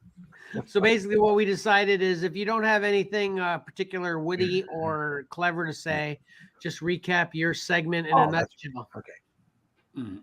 Okay, yeah. So watch Tetris. Tetris is really good. Surprisingly. There's more to it than it's just a game that appeared on a Game Boy, you know. Yeah. I found out that all 2 moons by Image needed was a cat at the end to recap each issue. Yeah. All right. So A Knock at the Cabin isn't your typical M. Night Shyamalan, which might make you love it, but it also might make you hate it. Michael? Judging isn't easy, but it shouldn't be as hard as these two made it out to be. Okay. Mike? Let's see. I don't have a whole lot. Pat? I liked hearing that there's a new Pokemon anime coming out, but I don't know about that title. I think I better call my lawyers. Yeah. You know, I was interrupting so much. I was thinking about that, but I couldn't think of really how I could make that flow with it. I'm glad you brought it up. So, Mandalorian just keeps getting better and better, in my opinion. Definitely catch up, check it out. Lots of cool stuff. And they should just change the name to Star Wars instead of The Mandalorian at this point. So, Michael? New pretty cardboard rectangles. Go get them. Nice. Mike, anything in that round? No? No. So not Anything tough. left? Anything left, Pat? The proportions might be off, but let's see the movie before we give our final judgment on the Across the Spider-Verse figures. Agreed. That is fair. Yeah. Yeah. And similar to Mandalorian, the Monstrous series just keeps getting better and better, in my opinion. So definitely go out there and grab that. Anybody else got anything else, Michael? No, I think I'm good. I'll say a shout out to Michael because he sits through 2.5 hours to get to his segment every time, and he's a real trooper. And I appreciate, because we give him the option. He could do his first and get out of here, but he sticks with us the whole show. So I appreciate his stick to itness. Absolutely. I'm personally also interested to see like what y'all bring to the table for the day for each stream and such. We'd love to hear what are that. we talking about? Yeah. If only more people were like you, Michael. Yeah. Our numbers are slightly getting I- better every week, so Yeah, I can't get get my kids to pay attention to the show at all. And then I mentioned, oh, Michael's gonna be on doing Pokemon. Oh, I want to watch. Let me know. Yeah, right, exactly. Which that I'll put this comment up too. That's what Kirk was saying too. Mhm. That it's cool seeing the interest from the kids. Which is true. So one of the many reasons we love having you on, Michael. So Yeah, it was a pleasure. And then so then all I got left is just mentioning get those Sandman. They're awesome. That Sandman pack from that Pat highlighted as well. Be ready to come out of pocket a little higher for the raid pass and get your LCS because Pokemon tournaments are back to start moving up the ranks to get to the championships, right? Yep. And maybe someday you can be just like what's his name again? Ash. Ash, yeah. And become a champion and then have to retire. All right. Anybody else? Anything else? Nope. No, but in the coming weeks we'll figure out the parameters for Cover Combat 4. It's a fan favorite. I'm glad you mentioned that, Mike. That's a good lead in to all my closings here. So we'll start with that. Yeah. So I guess next show, since Cover Combat 3 has now finished, you'll want to do a in case you didn't know segment. Didn't know. Yep. And then on that show, we can talk about what I'm asking. This is a question. Are we going to plan on talking about, like you just said, what the next Cover Combat 4 the parameters that will entail, and then we'll have that time to pick our covers? Is that what you're planning? Yeah. That's it. That sound good for you, Pat? Yep. All right. Awesome. Same thing with me and the Scruffles too. So that's another great show next week to come check out. We'll have, in case you didn't know, segment. We'll have the parameters for Cover Combat 4, and we'll have the parameters for Scruffles Goal Sweepstakes 2, essentially, right? Yep. And we got talked about Kirk in the following weeks. Get his schedule for video games. It'd be perfect if he could be on the next week. That'd be a good fit. Yeah. I can't remember what we had talked about. I'll reach out. Well, Kirk's listening. I'll reach out to him anyway. We'll figure it out. Yeah. Okay. And next week's Easter. Don't forget. Oh, that's right. Easter. That's right. Yes. I'll push everything 1 week. Okay. This is perfect then. Okay.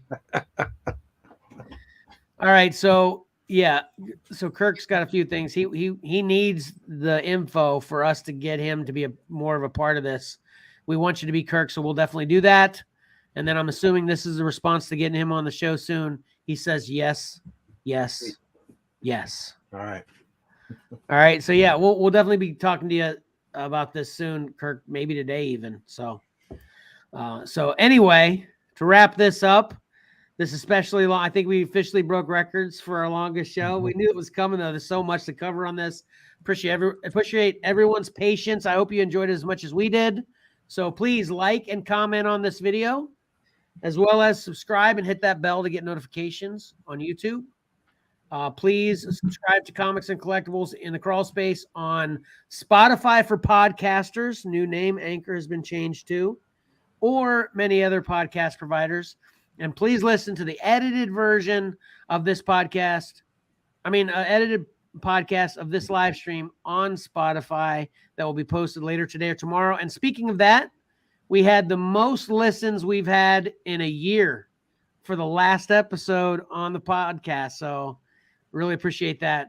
We really did well. Like we quintupled what we've had of any show in the past, like I said, 6 months at least, so appreciate everybody listening on podcast as well. Follow XcellarComics on Facebook, Instagram, and or Twitter, and follow Xcellar_comics on TikTok and whatnot.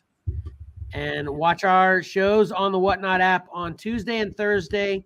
I've got 8 p.m. Eastern Standard Time. I've got one show booked next week already, or scheduled next week already. It's actually 8:30, I believe, Tuesday Eastern Standard Time. You can go there and bookmark that show right now. But I'll definitely get a second show scheduled next week as well. I'm going to do at least 2 every week.